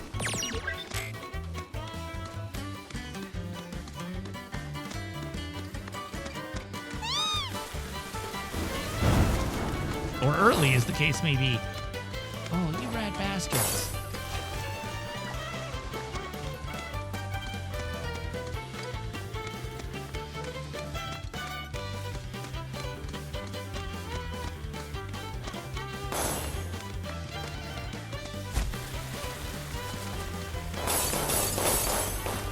There we go. That got my speed. No! Why?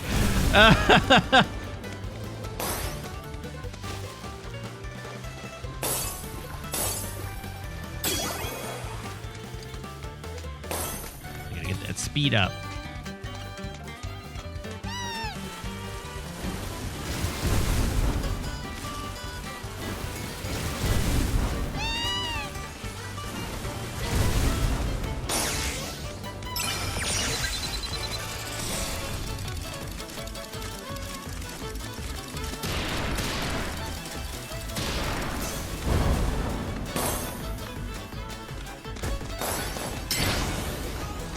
Ah.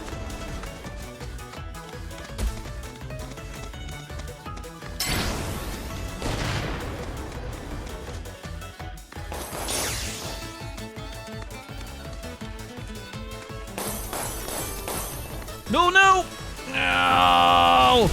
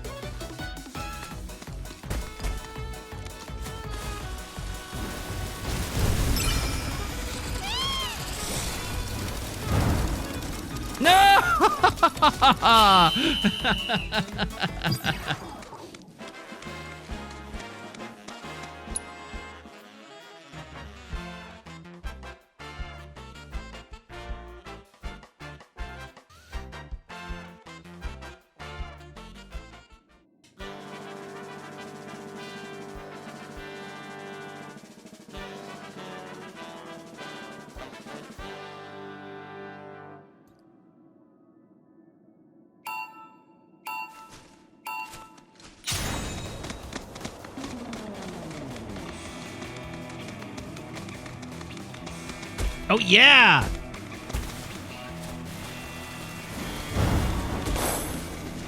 It's Surf to Chocobo.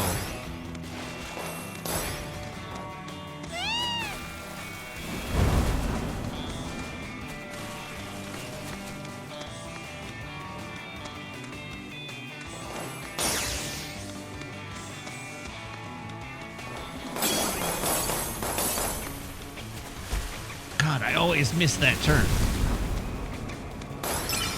I'm not expecting it.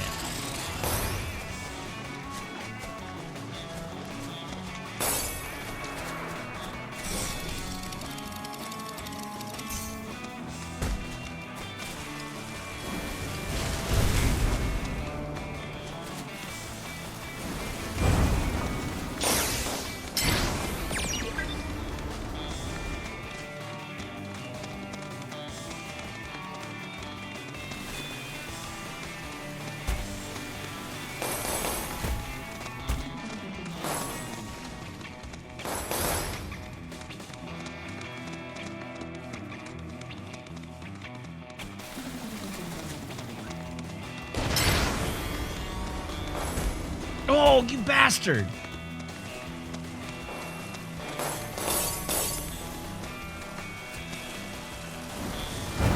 I really need to remember that that's there.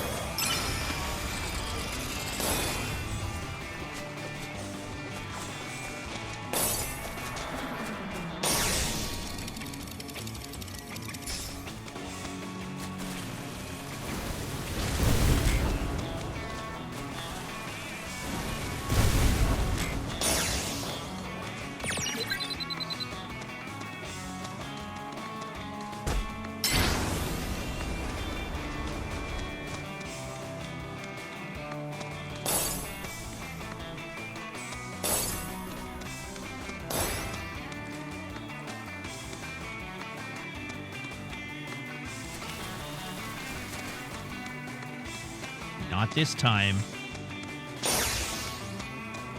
Okay, hairpin at the end of this.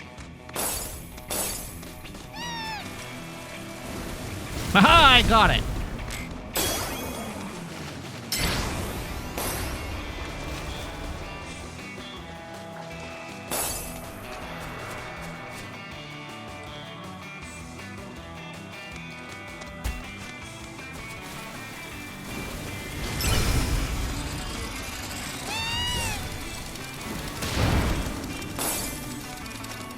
Haha!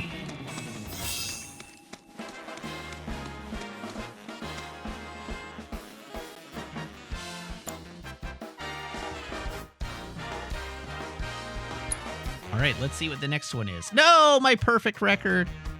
Pico, I failed you.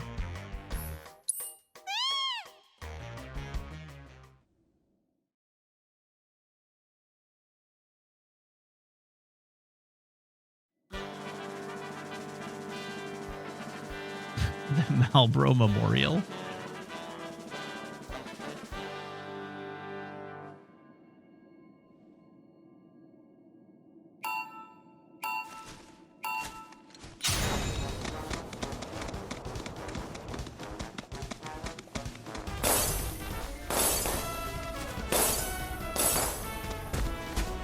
Oh, what an asshole.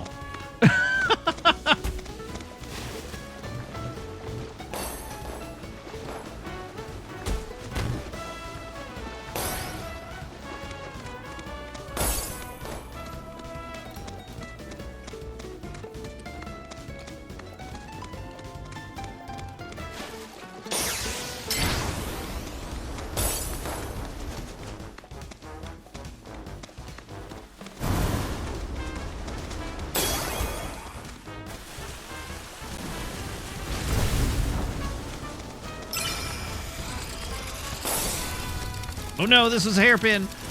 I made a terrible mistake. There was a shortcut, and I didn't take it.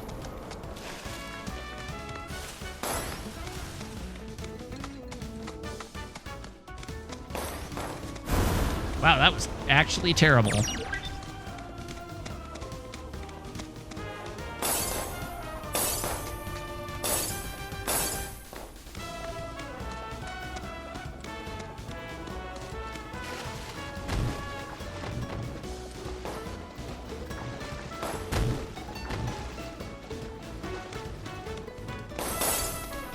At least the AI are idiots going through the bouncy castle.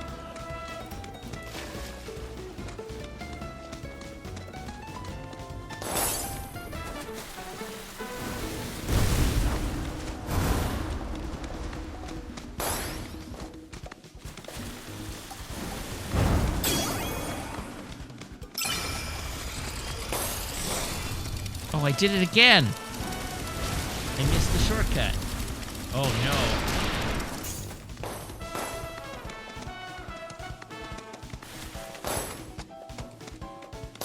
Bye, losers.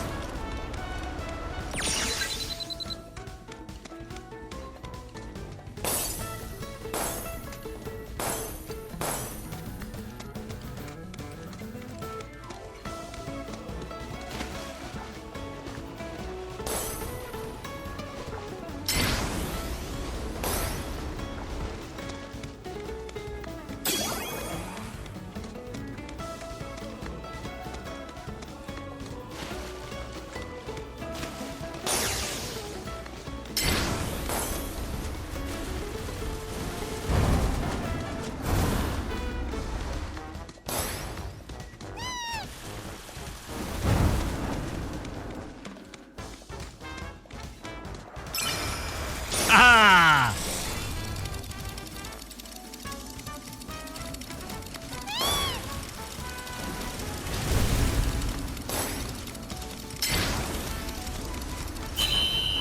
Green should probably retire. Yeah, Green's not doing so good.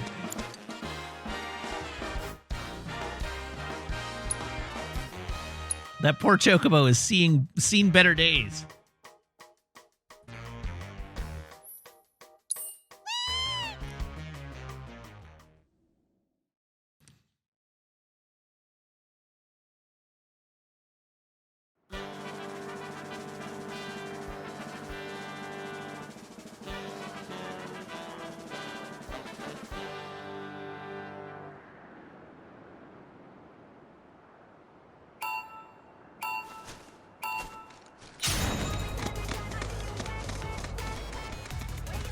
Oh, what is this chocobo theme?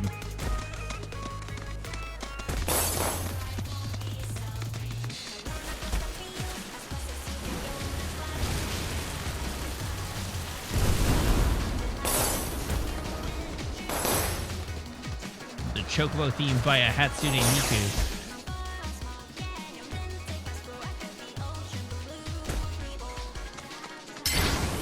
Losers!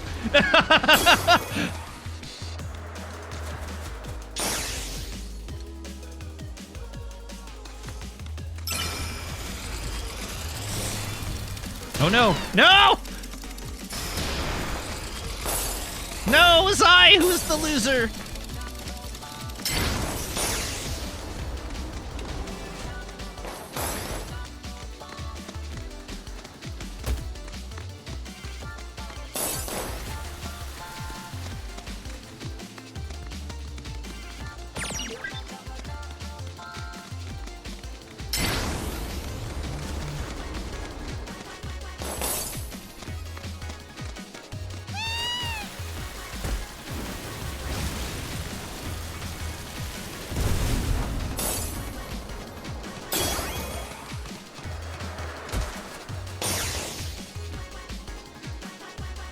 Bye, idiots.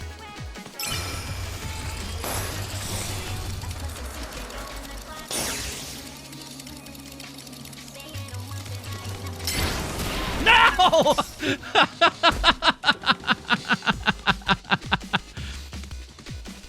My petard.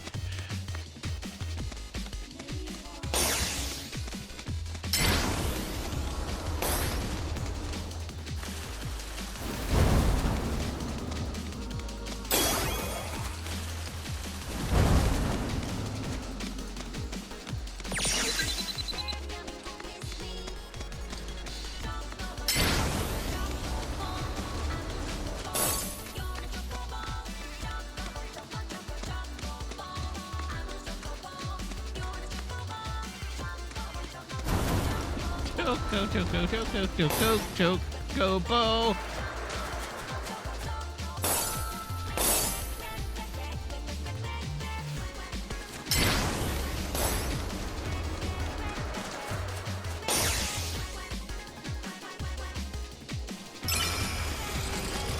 Not this time.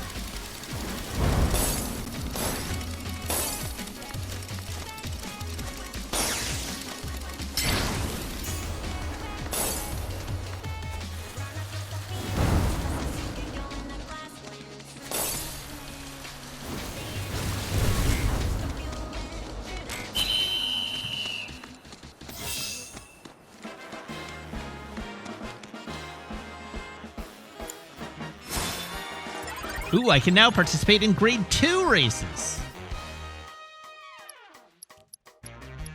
Like the Behemoth Grand Prix, the Quirl Championship.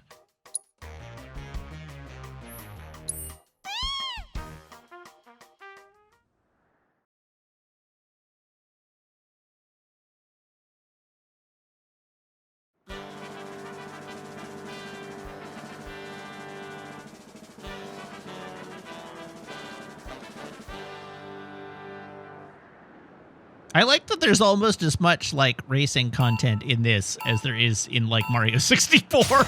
Or Mario Kart 64, rather.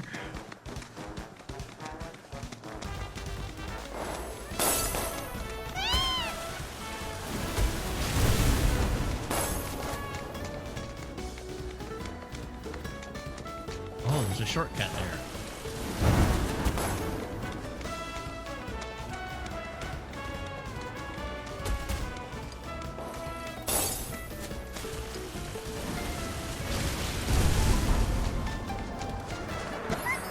Whoops! No, I've been moogled!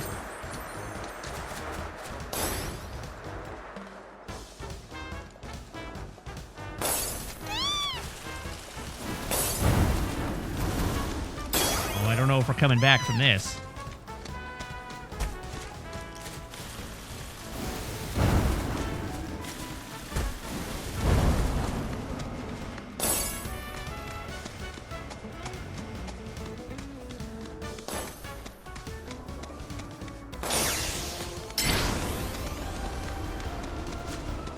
At least that was only the first lap.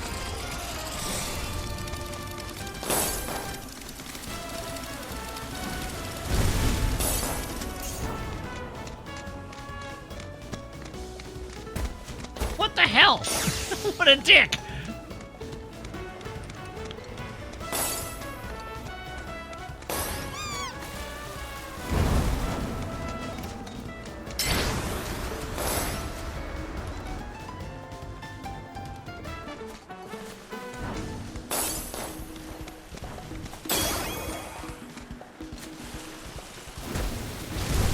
Late on my power slide.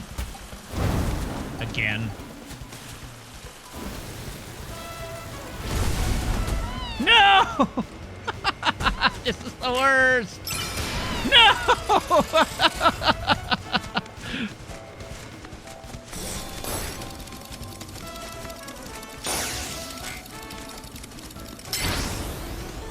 Well, technically I gained 2 places on that lap.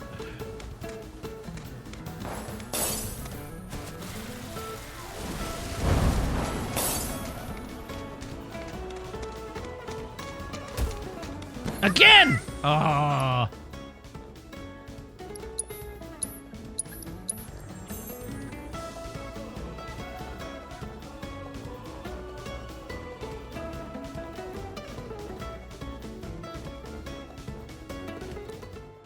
We're restarting so that I don't tarnish Pico's record further.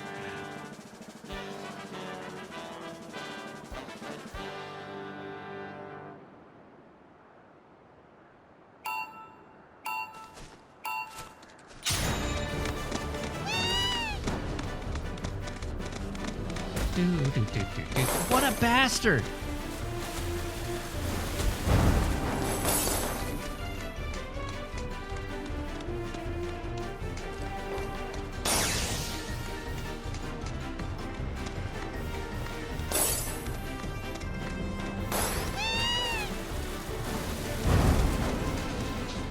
You don't! Oh.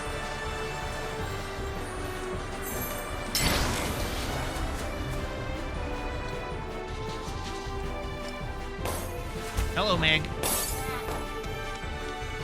What's going on? Oh, no. I see.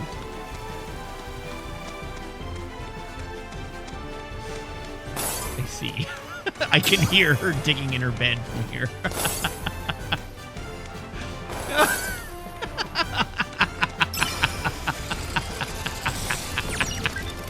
Oh my god.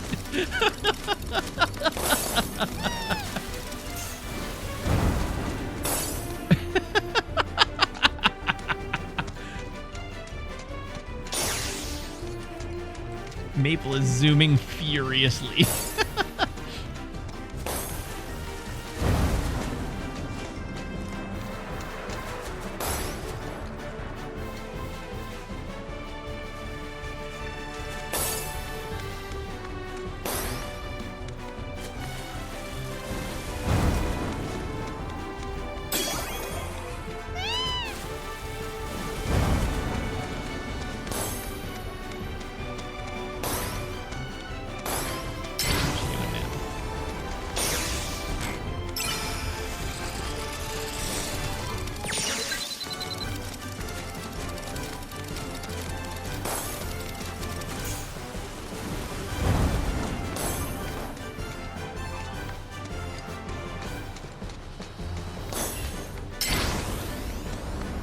How did that cube get there?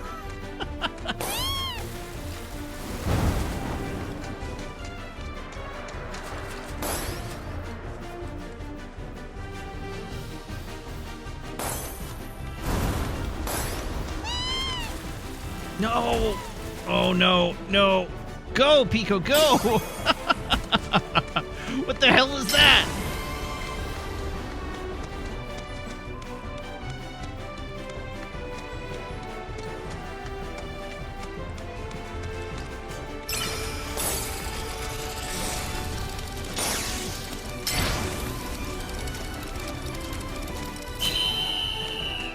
There we go. That was close.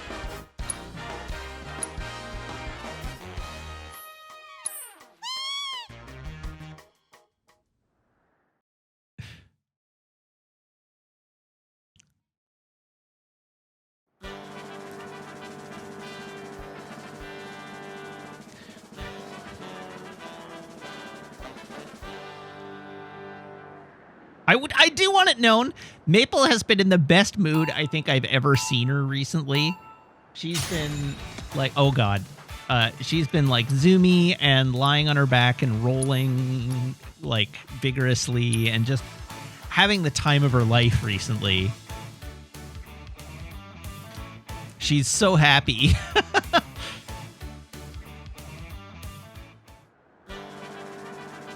She does love the new place. She's so much happier here.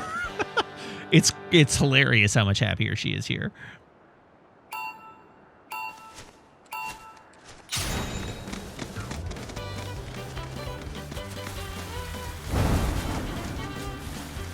Oh my god.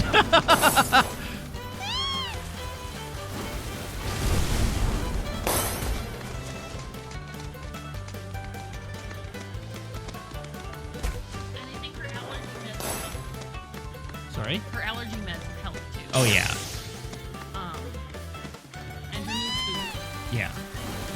Her fur is as luxurious as it's ever been. Great. But yeah, she has been so happy. She has been so happy. I got a good video of her being upside down. Oh, nice. And just like being her big doofus, trying to chase her tail while on her back. Yeah. And her lip is all like hanging down, so she just looks like a vampire. I know. It's so funny. She has since crashed. Yeah, I figured she Yeah. crashed as soon as I heard, like, stopped hearing the frantic noises. Travels. Yeah. Oh, I just body checked that guy into the abyss. Whoops, I fucked up that turn.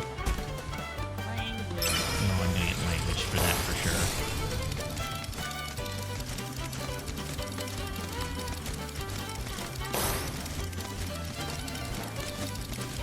Do it again. Put him in the abyss. Well, let's see. Wasn't strictly speaking intentional the first time, so. Oh, that was a good corner, though. Oh boy.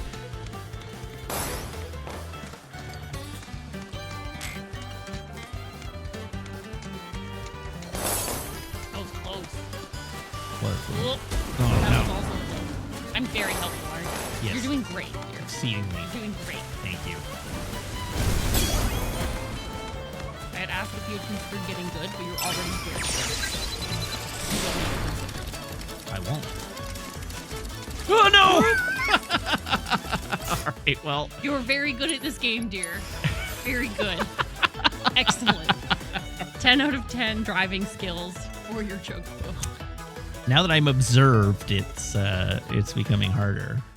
I shall not perceive you anymore. I am going to bed.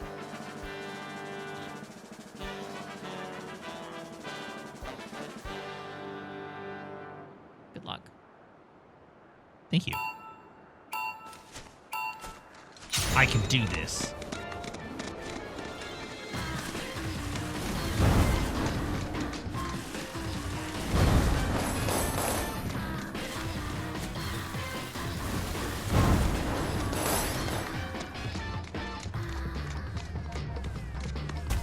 Honestly, it's a shame I'm not better at driving games.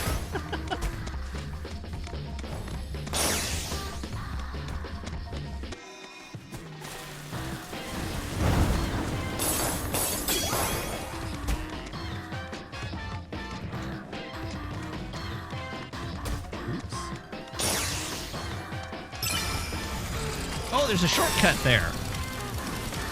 Well, that's good to know for future reference.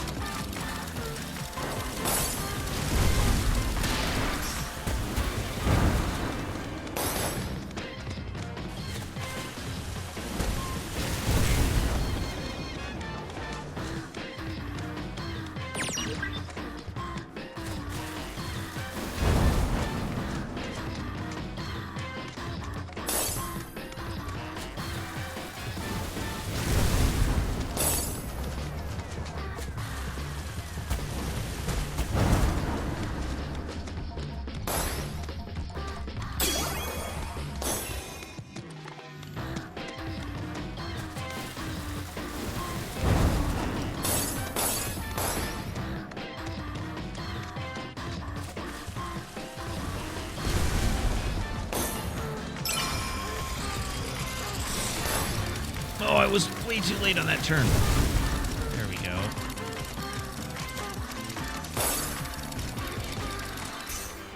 Haha!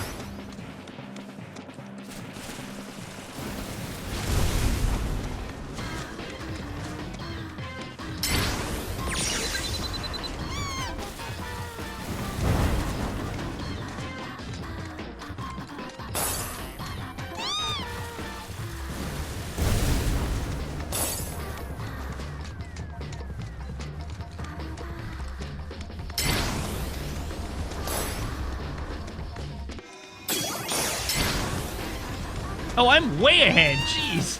How did that happen?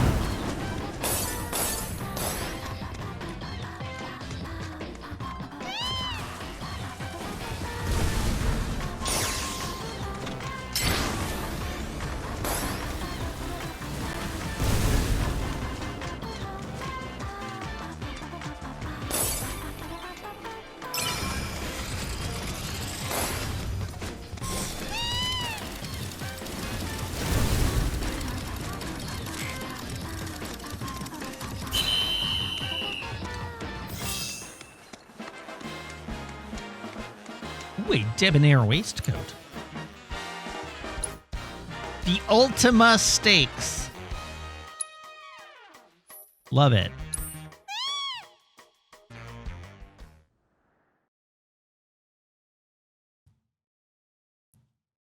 Sign up for a shift at the next Le Mans.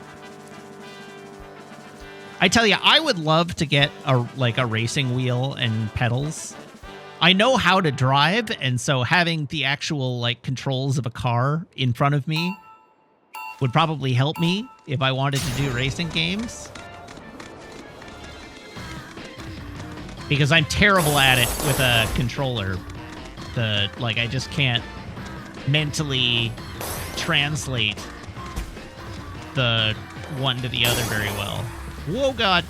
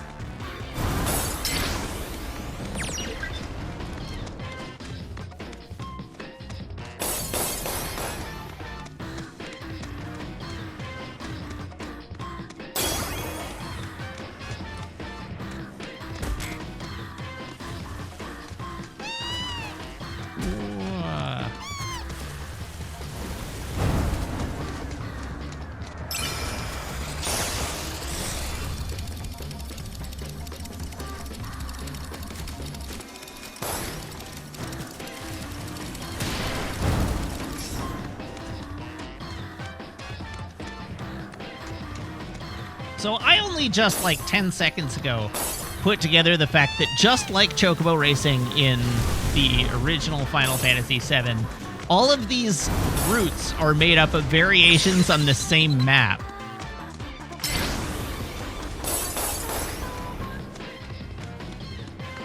I am very smart.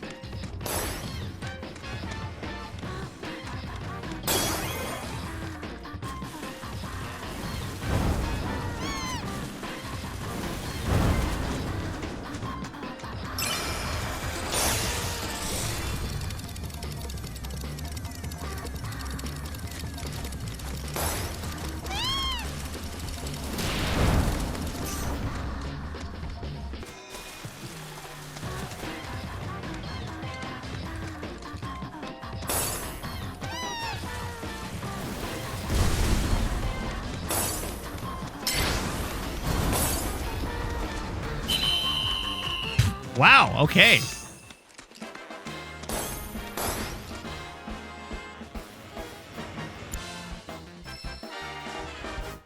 I won every grade 3 Chocobo race. I don't actually know how to participate in grade 2. We eagerly await your return. Welcome to Chocobo Square. Which of these races will you be competing in? High-speed racing action. Launch is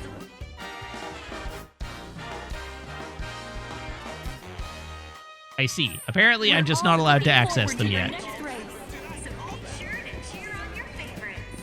Do remember to celebrate responsibly, though. Your trust. That move is at your service. We look.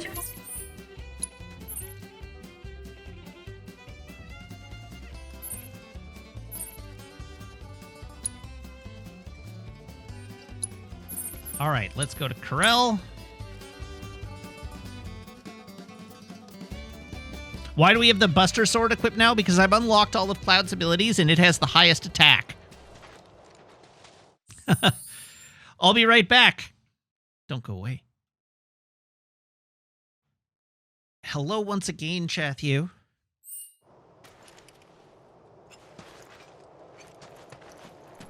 Wouldn't recommend going out there unless you got a death wish. Hi, Chodli. Your efforts have yielded an astounding amount of data, Cloud. Perhaps you would like to use it to develop materia?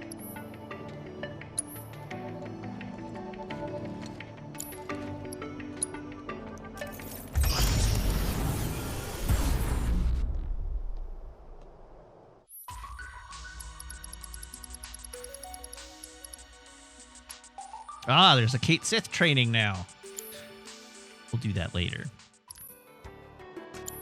I hope you won't mind my mentioning, but I've observed that World Intel collection is stalled of late. Okay, we got those. I don't think I have any new piano There's pieces. no finer sound in all the world than the voice of a humble piano. I have not.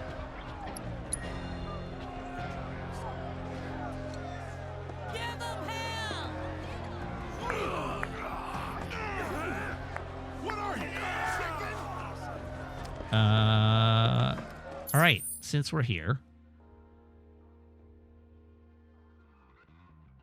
That's who I wanted to find. You. So join in her lament. How do I get to where you are?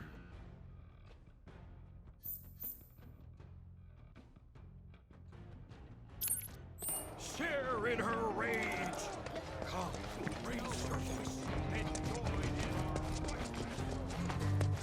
This way.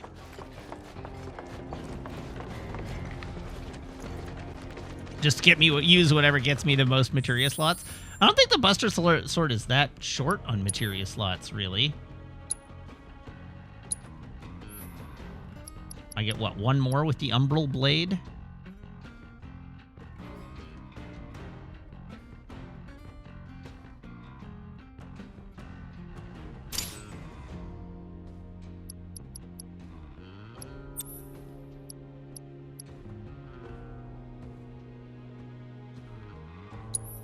Oh, although Reprieve is still really good.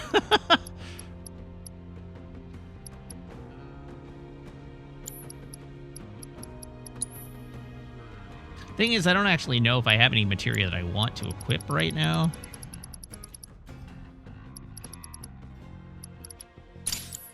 There. Cloud can have a gravity as a treat. Do us a favor and scram. Sorry! I'm sorry! I promise I'll do it right next time! Don't hit me! Not a day goes by. He had no honest work.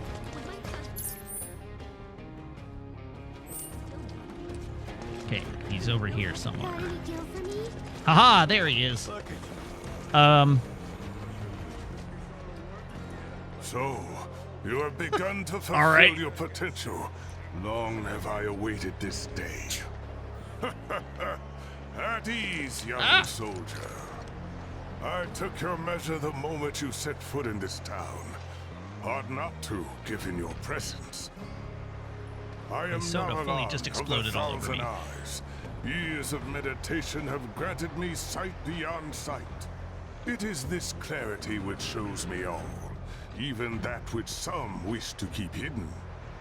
You exude a powerful yet troubled aura. Indeed. It makes you the perfect opponent. Come, and don't you dare hold anything back. All right, let's do it. Now, Lan, you're about to go down.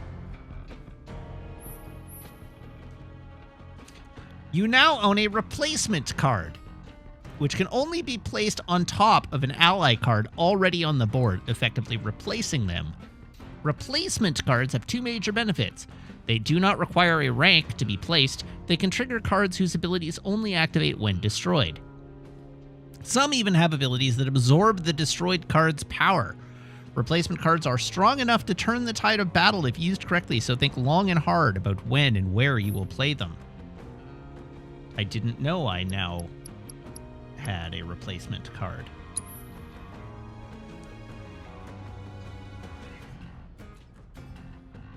Which card is my replacement card? I'm looking for the icon.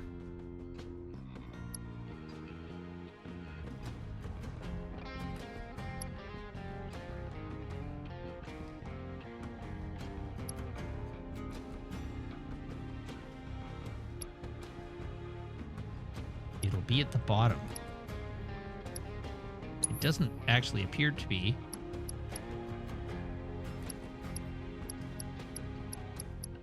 Aha!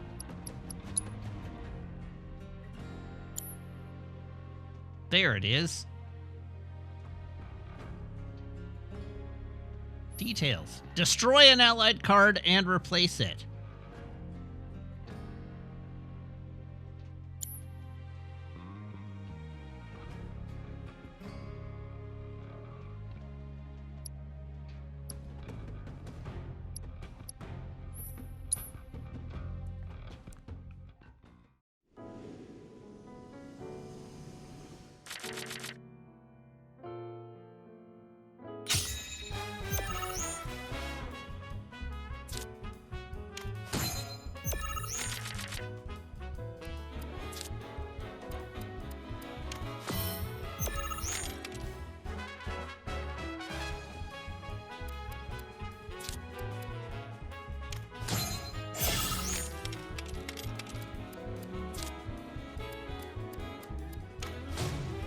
What do you mean?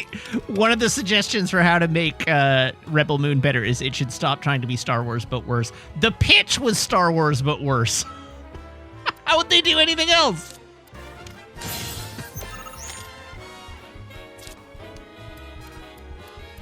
That's why Disney wisely rejected it.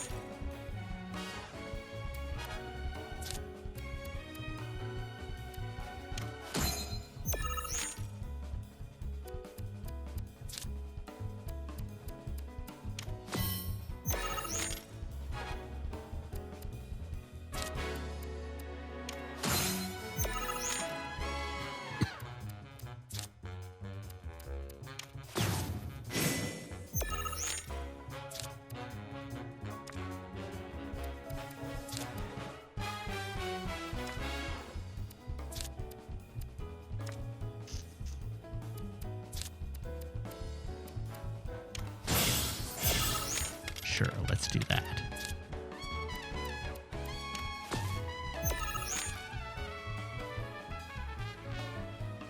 I mean, it looks an awful lot like I've got this, doesn't it?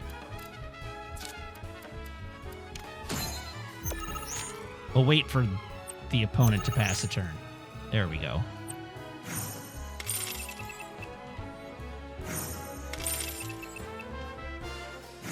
Wait, was Netflix not marketing them as auteur sci-fi epics? I thought that was exactly what they were doing.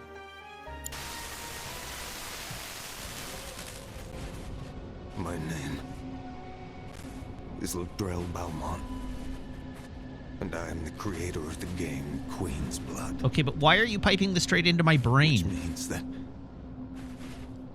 this nightmare is of my own making. I didn't know. How could I?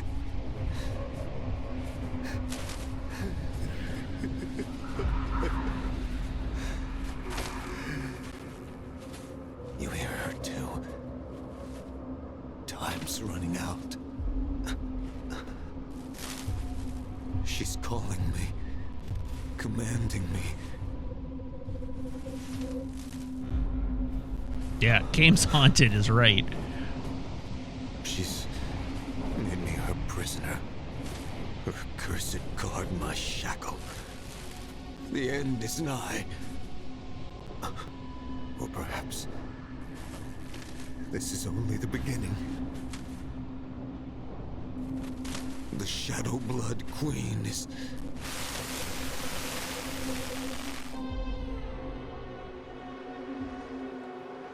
You see him too, Let me hey? guess. You have dreamt the dream of Ladrell Balmon too.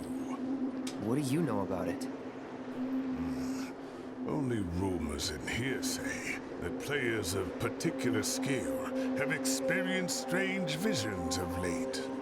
Visions in which one is visited by the ghost of the game's creator, who speaks of portentous events. To add another wrinkle, some of the world's very best have recently met with unnaturally violent deaths. People are calling this the Curse of Ladrell. Not even my third eye can discern the true cause, though it is clearly something sinister. Man, it's a good thing I'm the protagonist of this game and thus saved from being subject to an unnaturally violent death. Surely they wouldn't kill Cloud. Uh-oh, there's new stuff on P. Bandai. That's dangerous knowledge.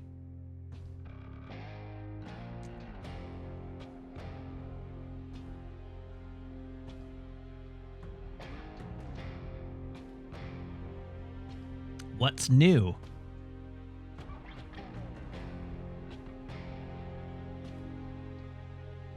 For some reason, chat has started... Oh, I know why. Okay, let's do this the correct way. Let's all look at P. Bandai together, chat you.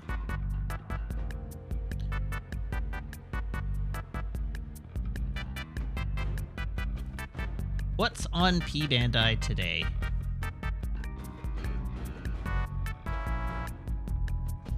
Anything we care? Or anything we care about? Garazulu, GM3, Draw C. Nope. There is indeed nothing we care about. I gotta say, unicorn perfectibility, a little tempting. I'm definitely not gonna buy it, but it is a little tempting. It is very pretty.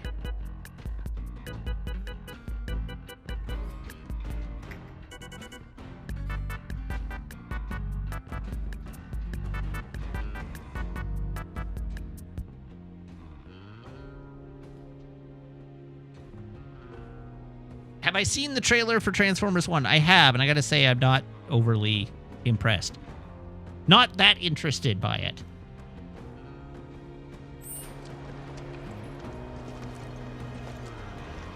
One day at a time. Sure expects us to let crap they toss our way. May as well tell our sucker. I wouldn't get to hear your whistle. Okay, let's go and do the next important thing. What kind of dumbass? I wouldn't recommend. Been out of work for ages. I'll take anything you don't want. Cut it. We got side quests.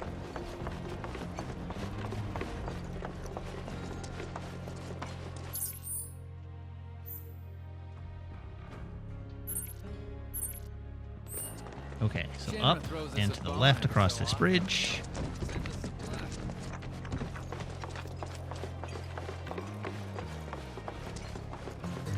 Looking to make some quick kills. Up by Then Chadley. I have got some news for you, friends. All you need to do, children of the planet, hearken to our mother. Open your heart. Aha! Please come back, Mr. Birdie. Here, Birdie Bird. Not Mr. Birdie! Needs milk. What? Mommy said said I'm not supposed to talk to you. Oh, is that so? Well then, why don't you talk to this old fella instead? He's tough. Tougher than Is he it because looks. I'm black? Real good at solving people's No, it's because of your giant gun arm!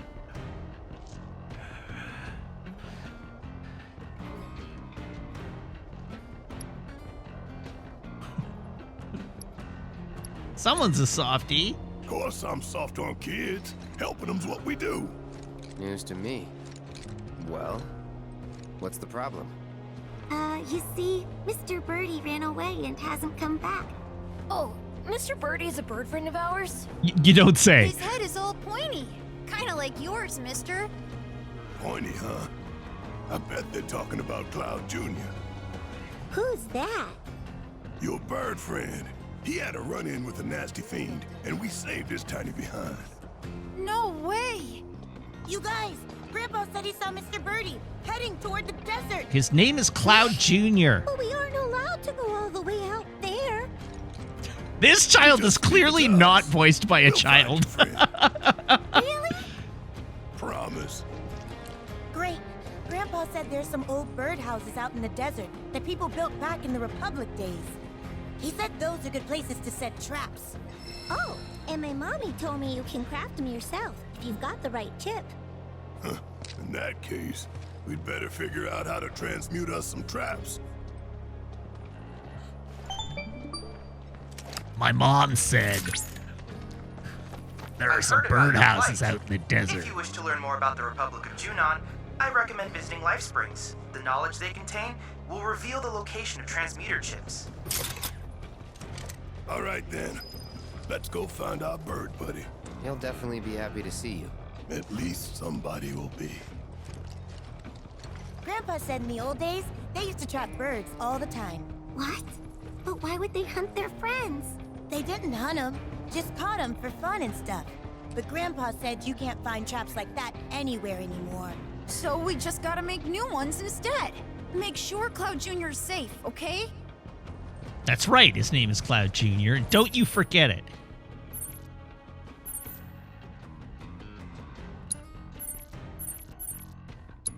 Okay. It is officially time.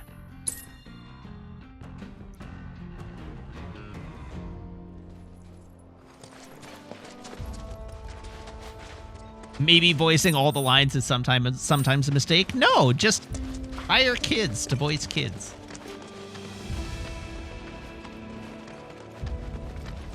They already sound like children.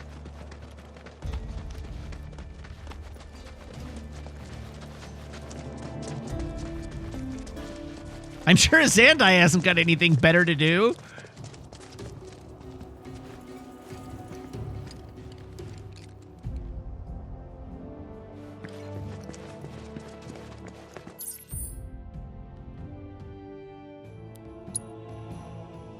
Matt advocating the sale of children to game companies.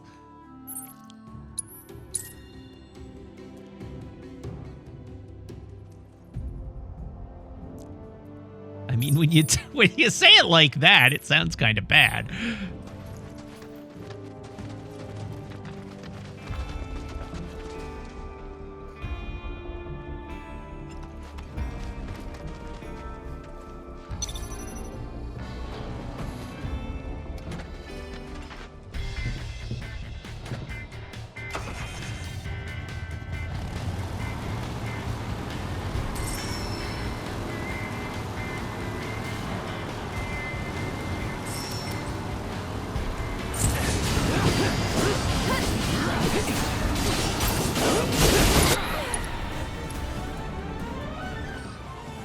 Nah, chat, hiring kids is great. Hiring kids is awesome. Putting kids to work is great. They don't know the labor laws and they're too stupid and broke to hire lawyers.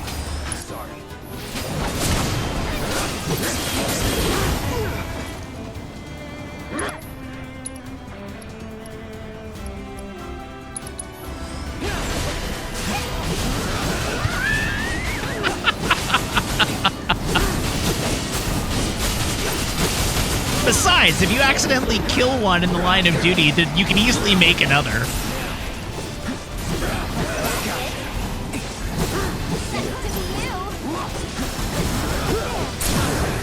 You're done.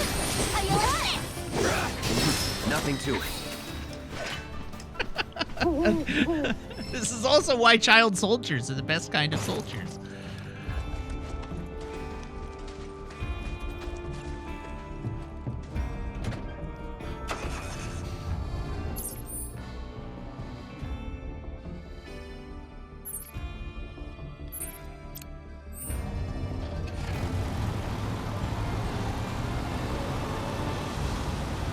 Am I wrong?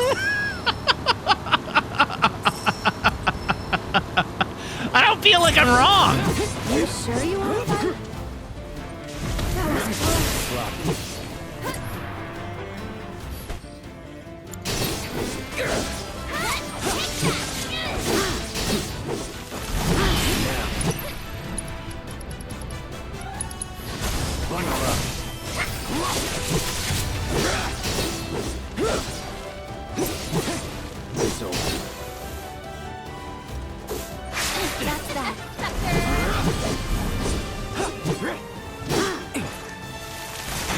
Good night. None can escape the wrath of the ninja!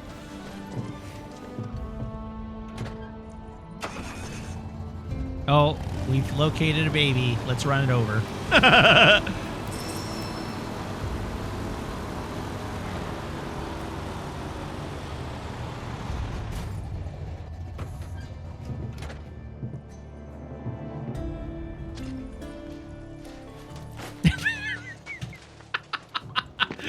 Sam says, if Matt makes himself unemployable, you're all going to have to subscribe way more. To be fair, it's not me making myself unemployable, it's you.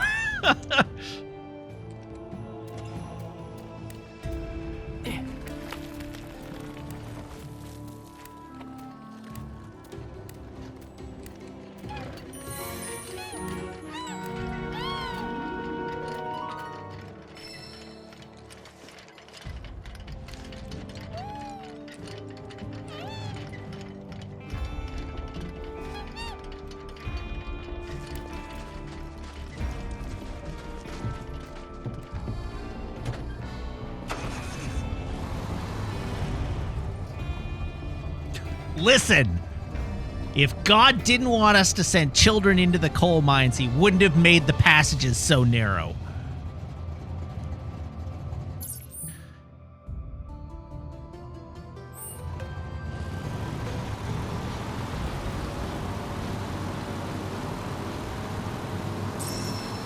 I've got you in my sights now, Tower.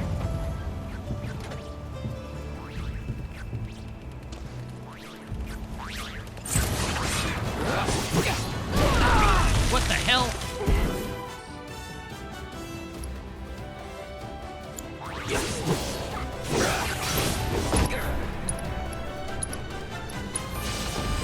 Allow me.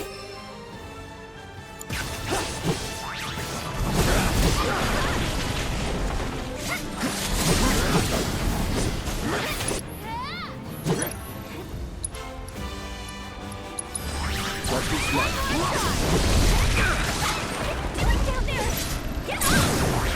Oh, it's over. Wait, how did I become Yuffie? Oh! Cloud got eaten! I see what's happening here.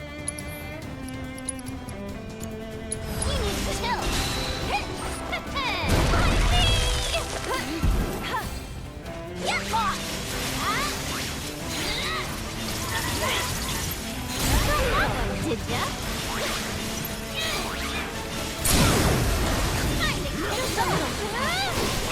Pick me up!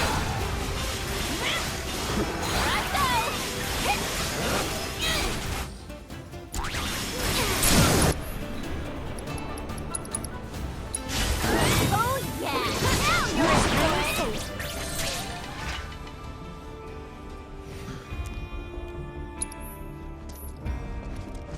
All right, we have assessed some cactrots.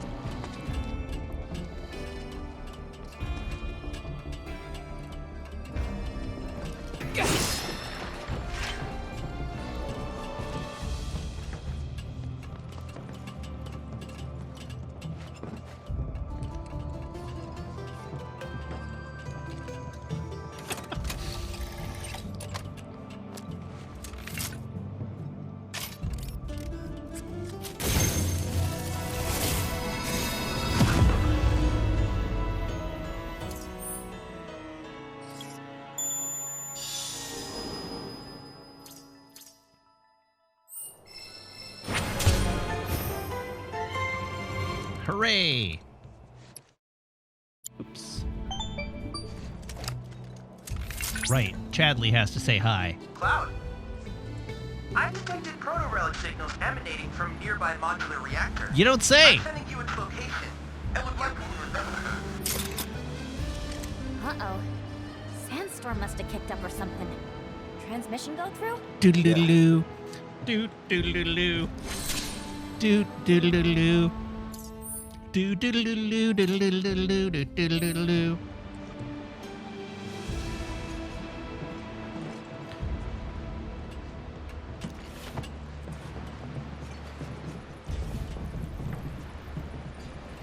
Zoop.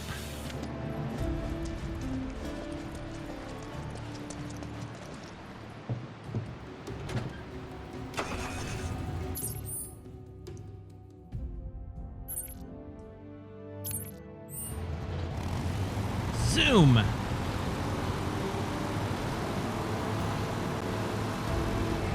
This must be the sandstorm. What a long drive.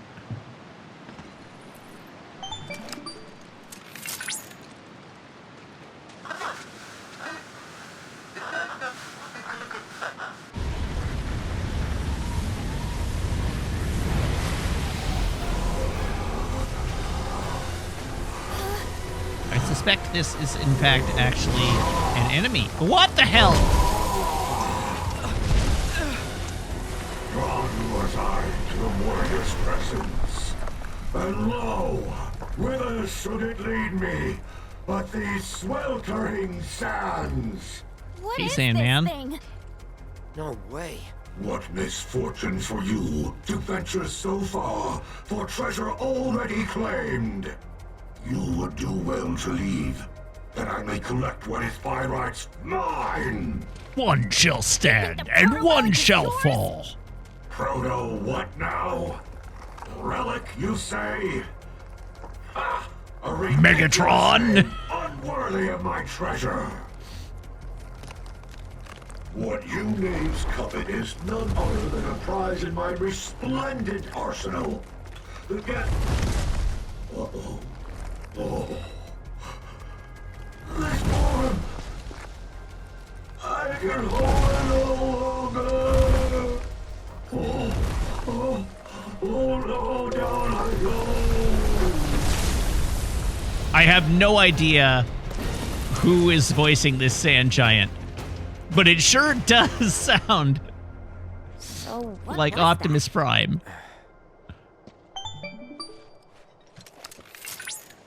Oh, thank goodness I finally got through. Are you alright? I'm fine. But what the hell was that just now? I'm investigating the matter as we speak. In my initial analysis of the sand entity, I detected a proto-relic-like signal. I'm unsure how they're connected, but I fear we might be after the same thing. Of course we are. There's no telling where it might appear next. Please, be careful.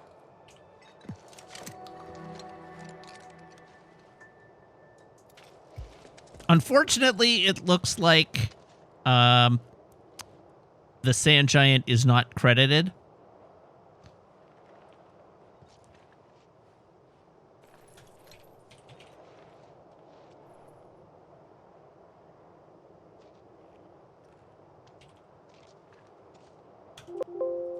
And Peter Cullen did not do voices for this game. So whoever it was just doing their... Is it the same voice as Gilgamesh?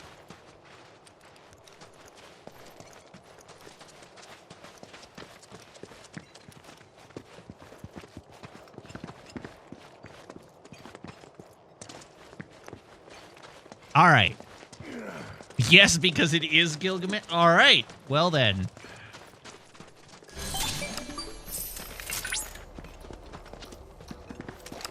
The signal is growing stronger. Perhaps there is a proto-relic in the nearby reactor.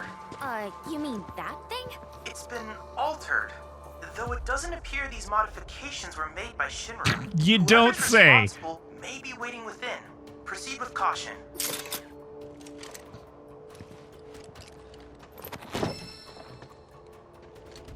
I do love the Cactuar doggy door. Monster's den. A fortress, if you will.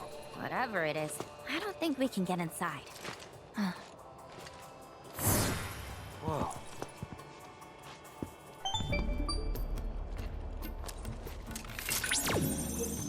Commencing scan.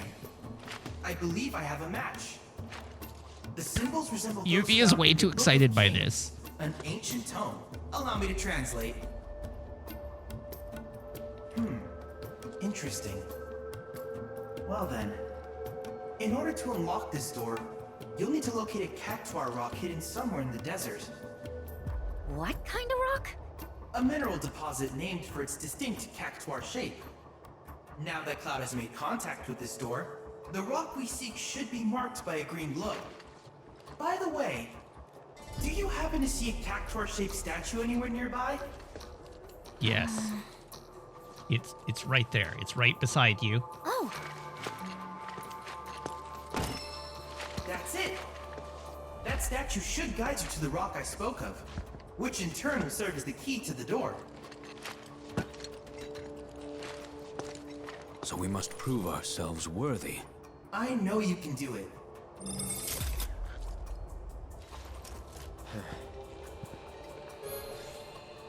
All right. Hold.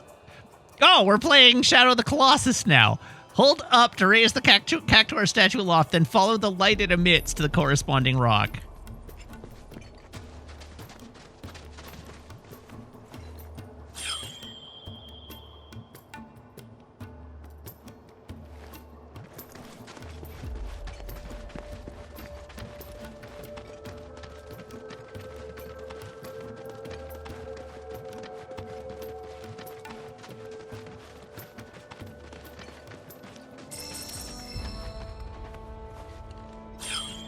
Whee!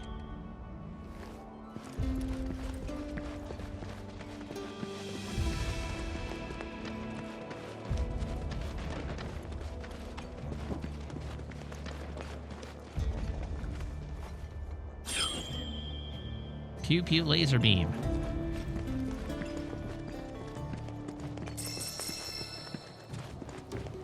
And apparently on the other side of this rock.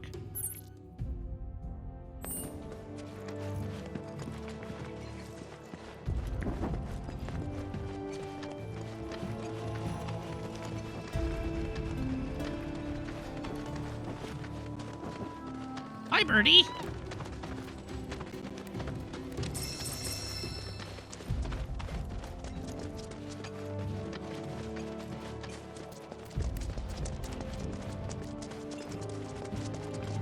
Cloud, is that a humongous cactuar statue in your pocket, or are you just happy to see me?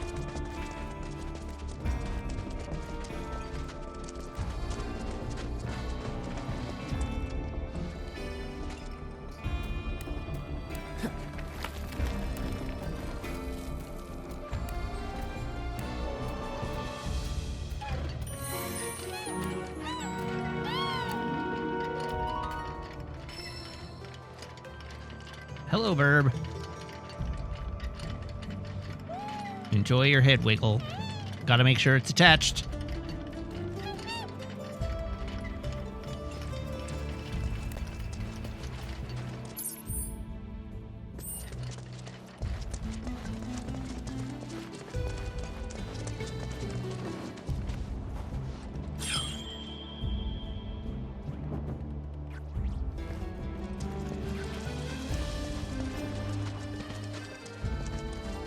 I honestly can't believe this game ripped this mechanic from Shadow of the Colossus.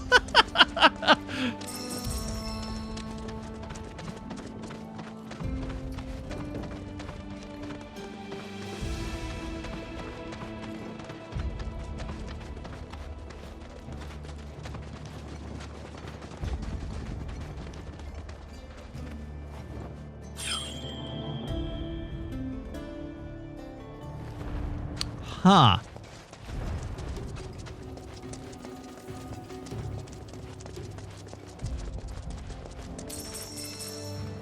You just became aware of the footstep sounds? Well, at least they're very good footstep sounds.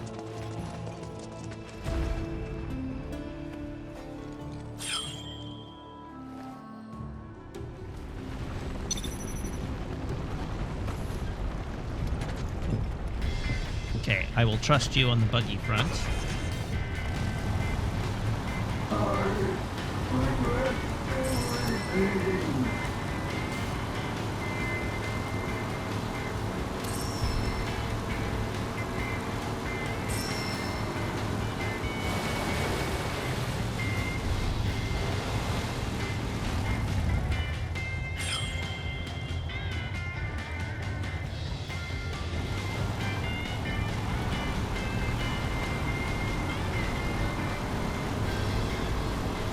So now the great question of our age.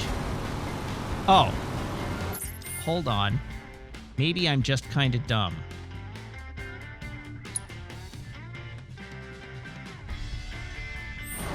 In fact, it is true. I am just kind of dumb.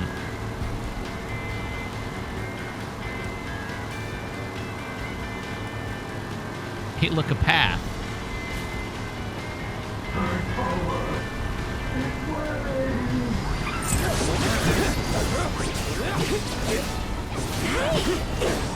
Just wait until your power Garth's giant.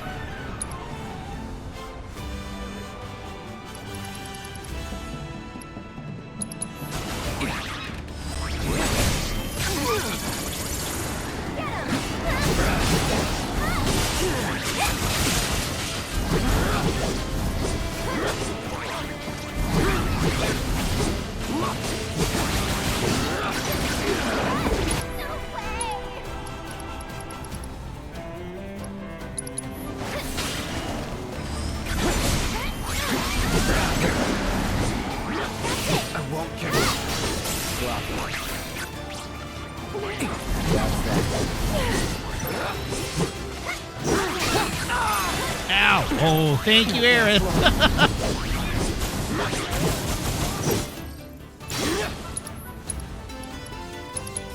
Try this.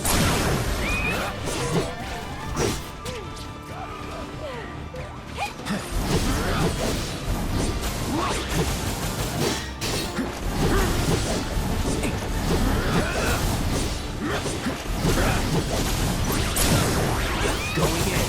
Let's go.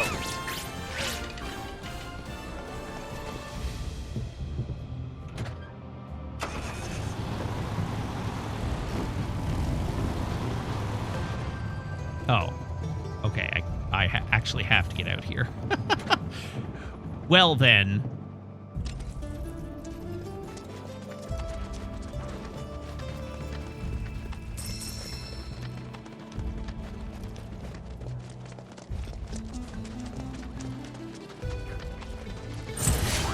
Bring it.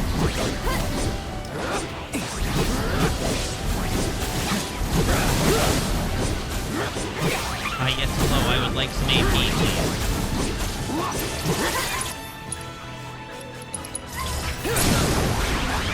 You're done.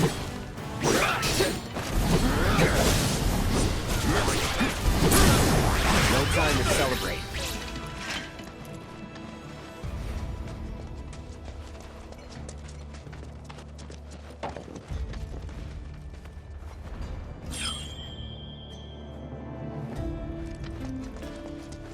All right, we're getting closer.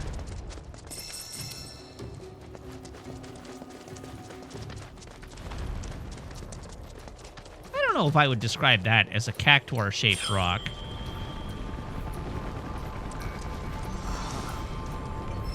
It's more like a further evolution of Diglett.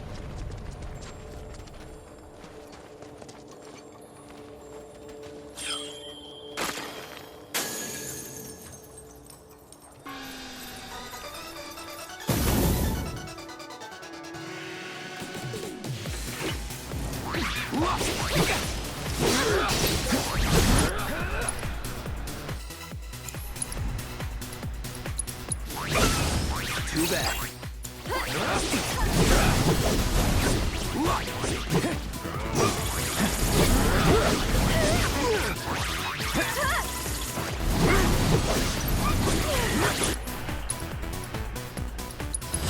Just in case.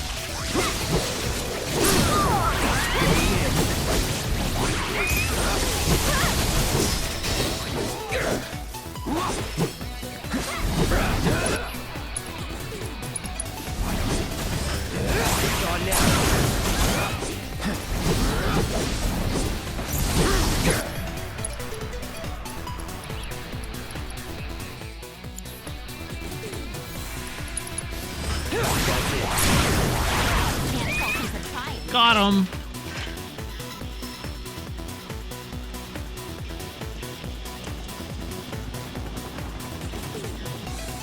Here goes. Oh, shit.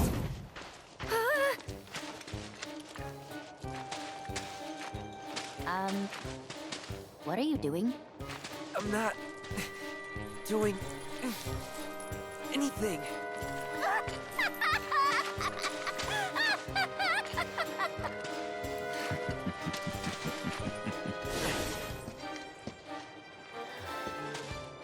Yuffie, I'm making you do the next one. Hilarious.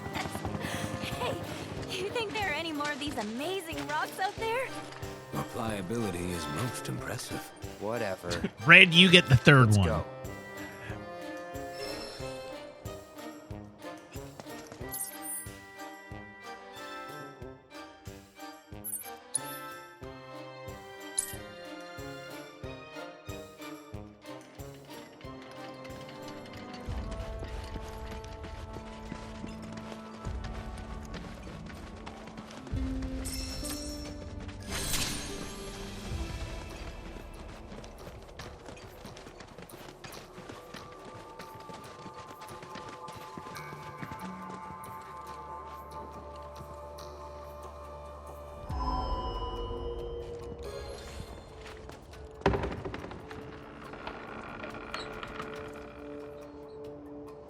Curious.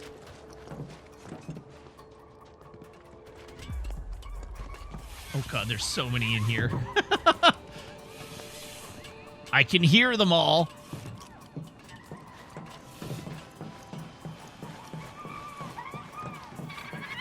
Oh, they're adorable. What are they saying? You know? To them, the proto-relic is the treasure of the sands, it seems, which they have kept safe for generations. Wait, you speak Cactuar? Moreover, they are duty-bound to ensure its safety until its rightful owner comes to claim it. Wonder who that is. For all we know, it could simply be a myth. You're saying these guys have their own fairy tales? Sounds pretty silly to me. Hang on a sec. Who are you calling a bear? What the hell? Whoa! No need for all that. Name's G, Kid G.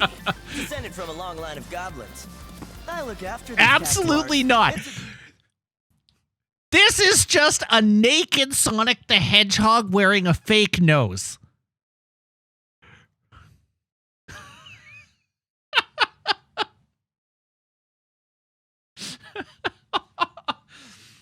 Holy God, this thing is creepy.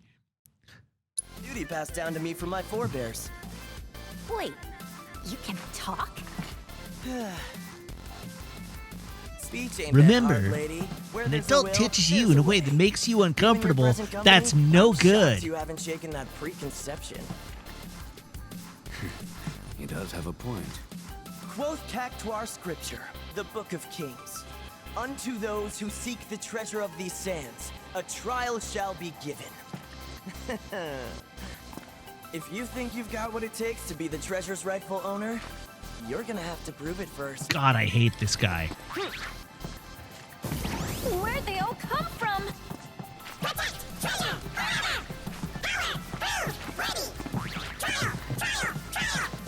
And now your trial.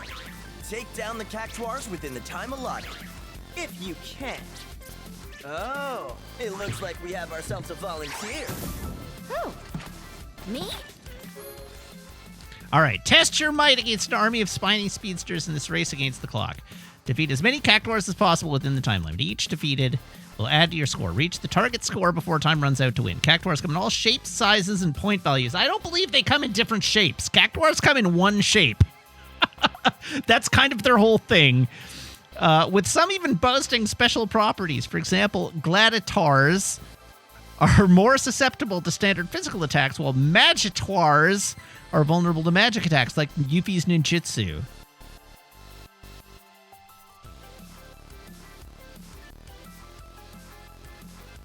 Yuffie has an ability that's cracked in this minigame. Okay, and that is...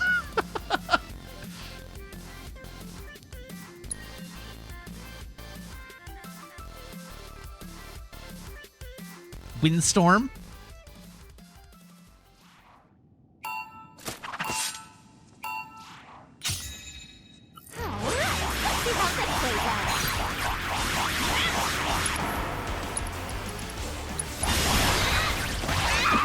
I do indeed have it.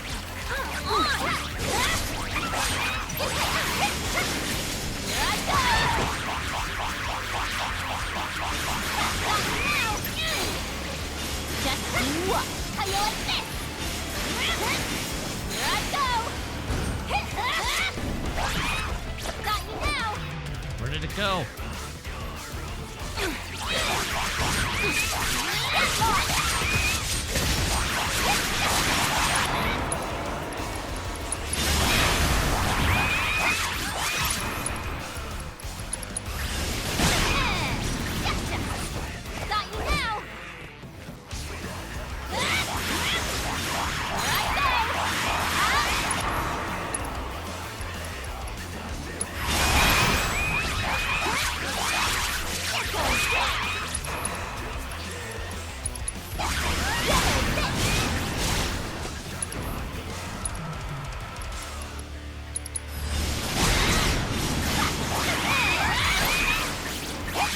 You're not really losing time in the menu because the menu continues, or the menu pauses.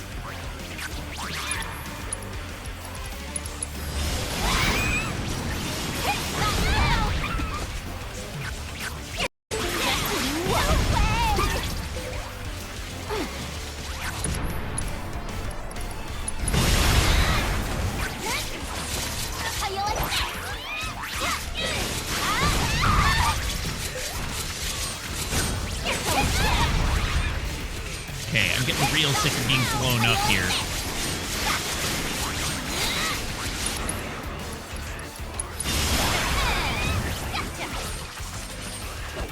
Holy moly, that's a lot.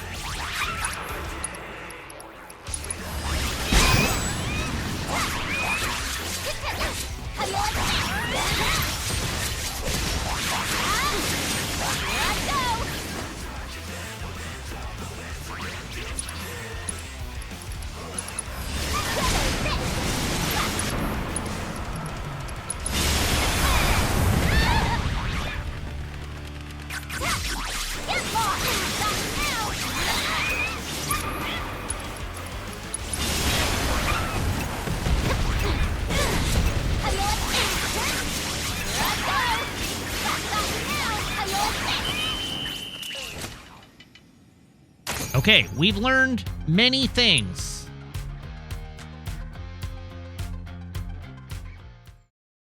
Oh, there's a point reduction? What am I losing points to?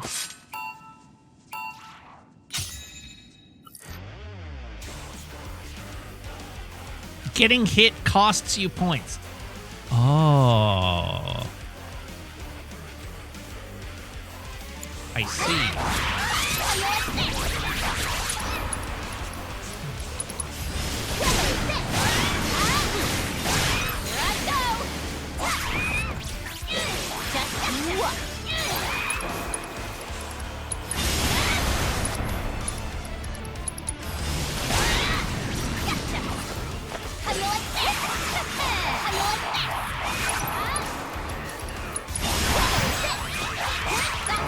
Back off. Get your own sandwich.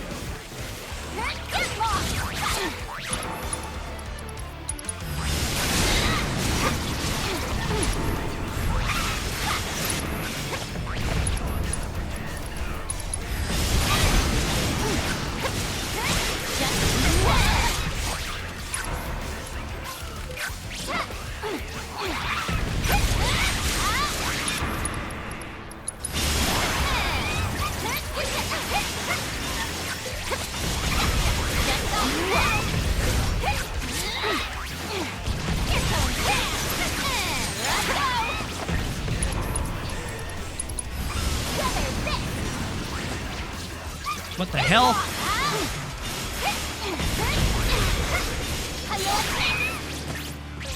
All right, next.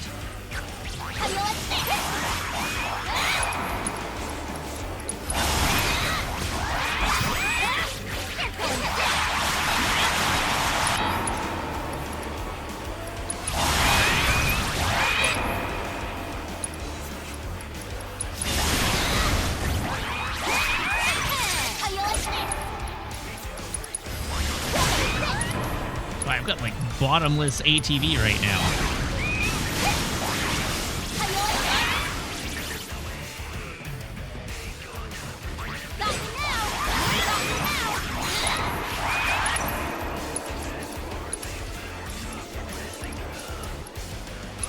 Nope. Ow! Juggled.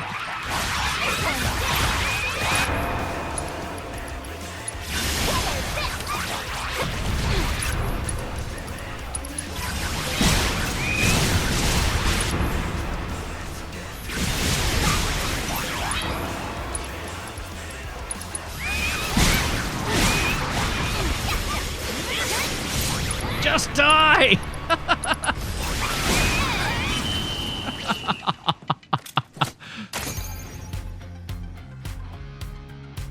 Close.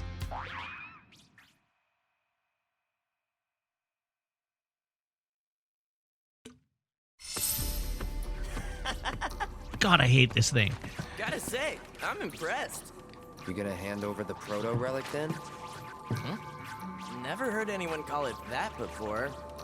But I'm a goblin of my word. So here.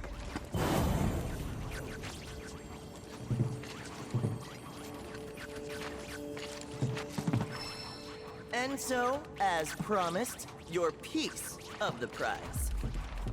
Piece? We want the whole thing, Shrimp! Then you're gonna need to go around and gather up the other bits. Put it together yourself. Right. So what It's like you're a Gundam. saying is... That more trials await. And that yours truly will be your guide. See you next time. Do we have to?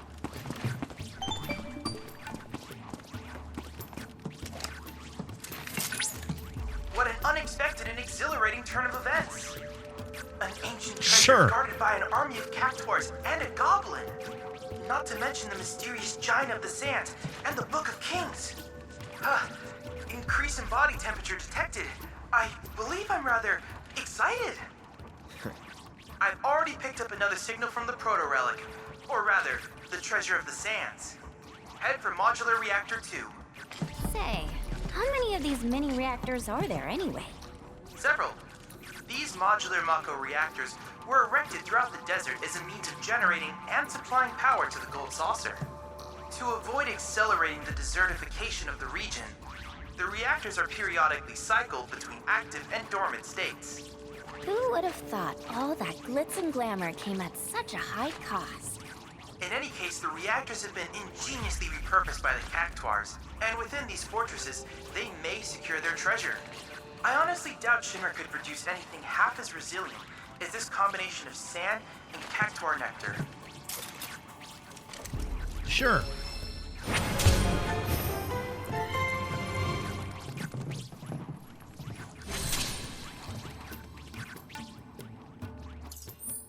UV truly cannot stand still, no.